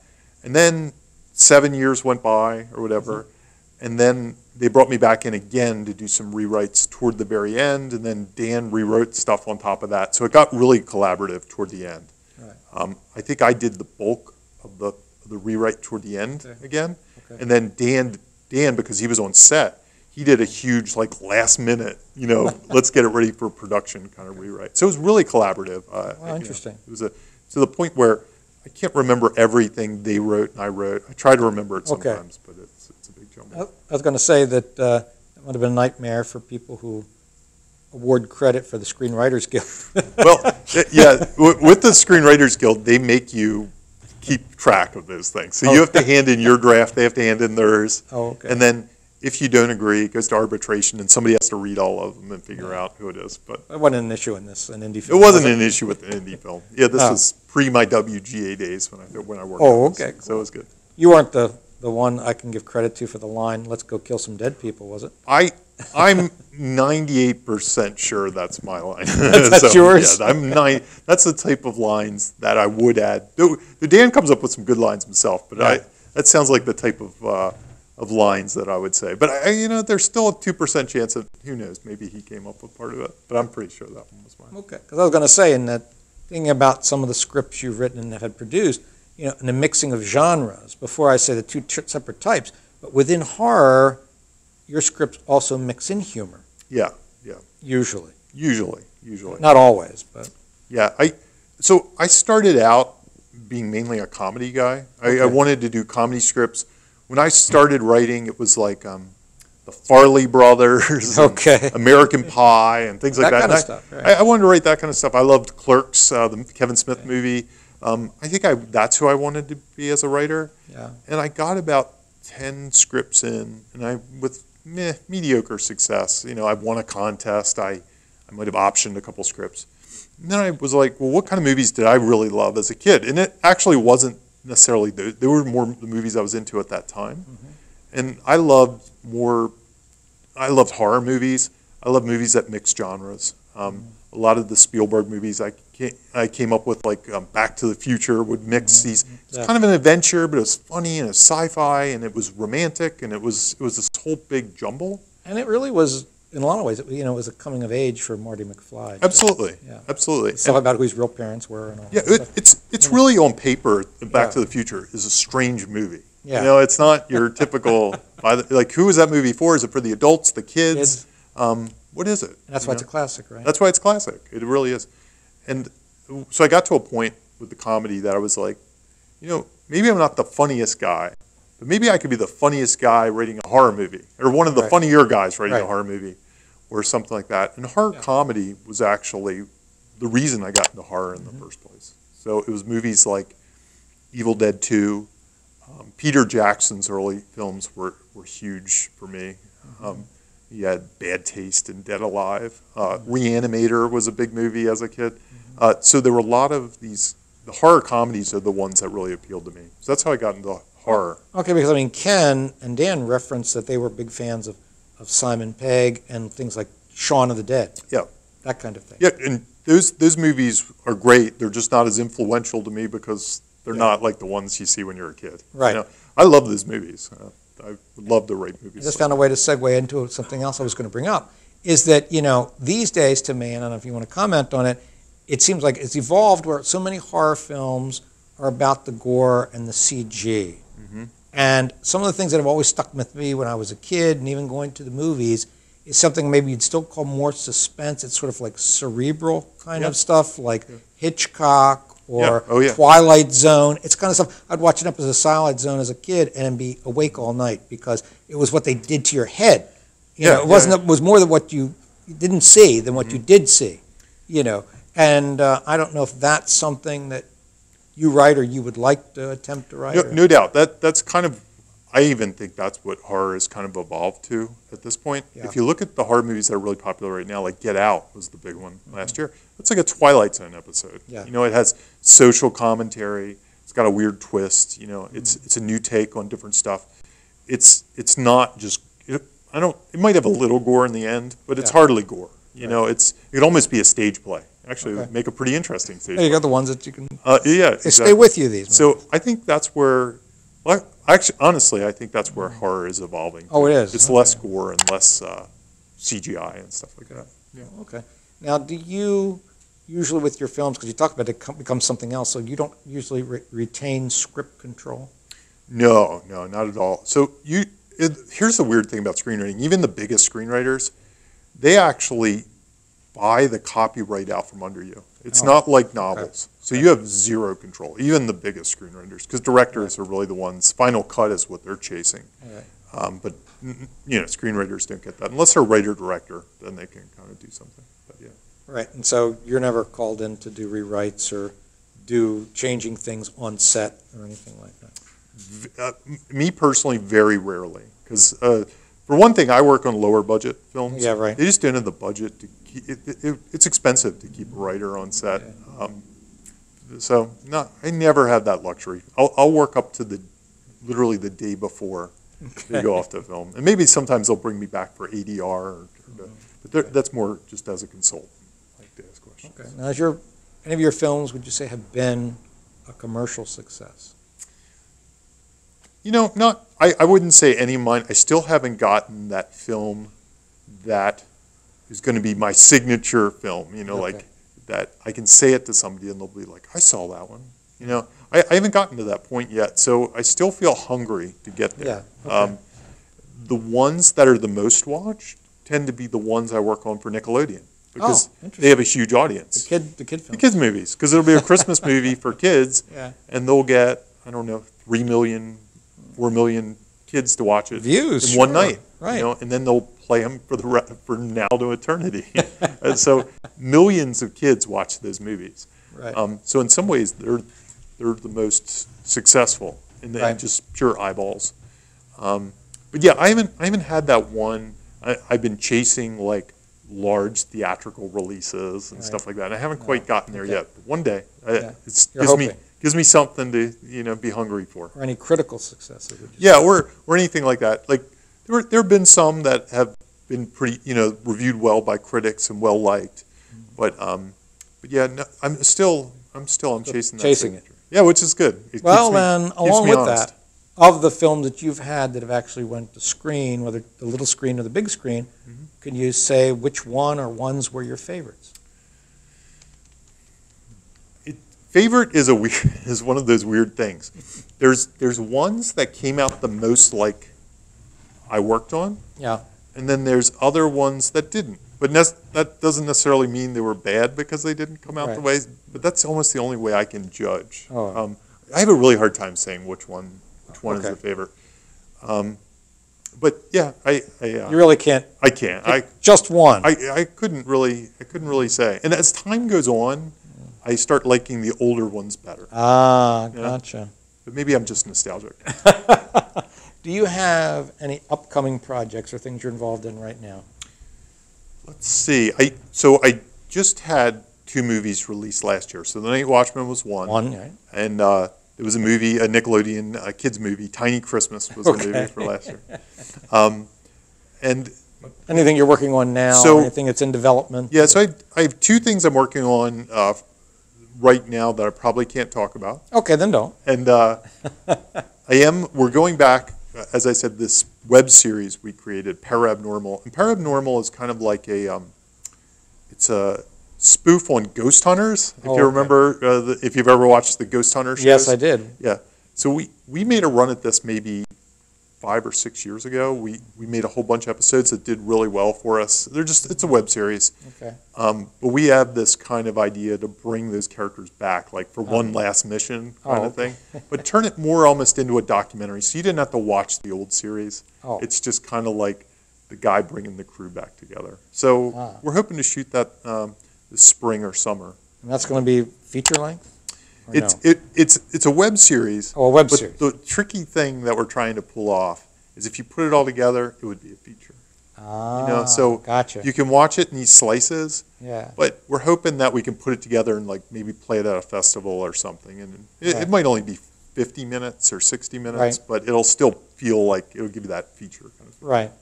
I thought you were maybe attached to Sinkhole 2, but maybe you're not. Sinkhole 2. No, absolutely. It's just that one hasn't pushed to the green light section yet. Not yet. But I'm totally... No green light yet. No green light yet. So I can't really predict that that's an up-and-coming kind of movie. I hope so. That's when it'll, be like those Hollywood guys. It's in development. It's in development. It's in development. So yeah, I can't quite push that. And then I had 2 books just recently released. Oh, 2? They're kids' books. One is called Bunk, and it's kind of, we were talking earlier about magicians. Right. It's kind of the Harry Houdini thing, but it's a kid who debunks things. Oh, cool.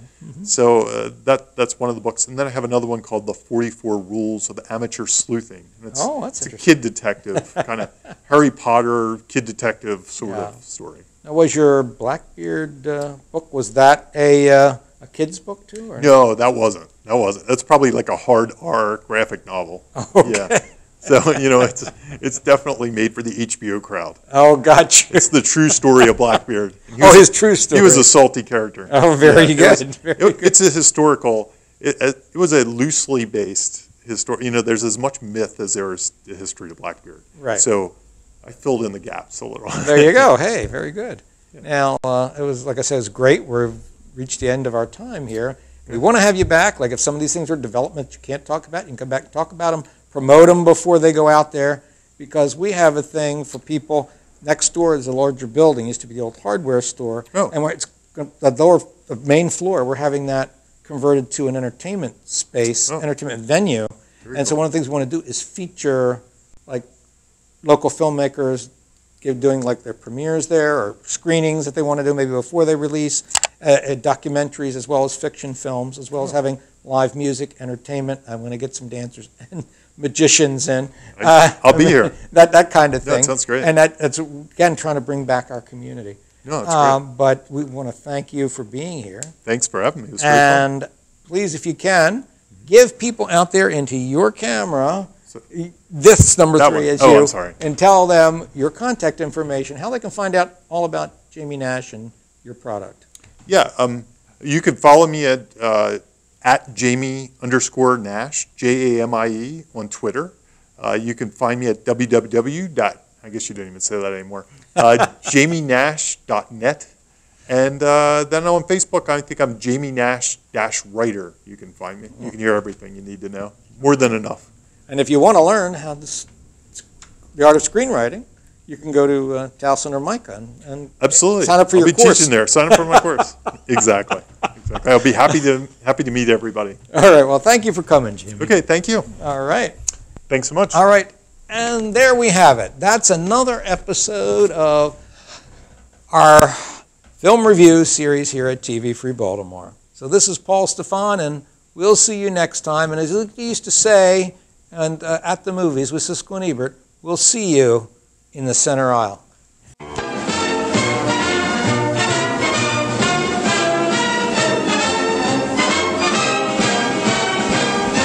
We hope you're enjoying your visit here this evening.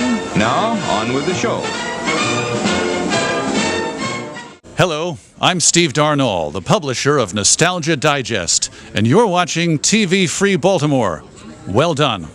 The Despothiel is on my shore, Maryland, my Maryland. His torch is at thy temple door, Maryland, my Maryland. Avenge the patriotic law that fleck the streets of Baltimore, and be the battle queen of yore, Maryland, my Maryland. Thou wilt not cower in the dust, Maryland, my Maryland. Thy beaming sword shall never rust, Maryland, my Maryland.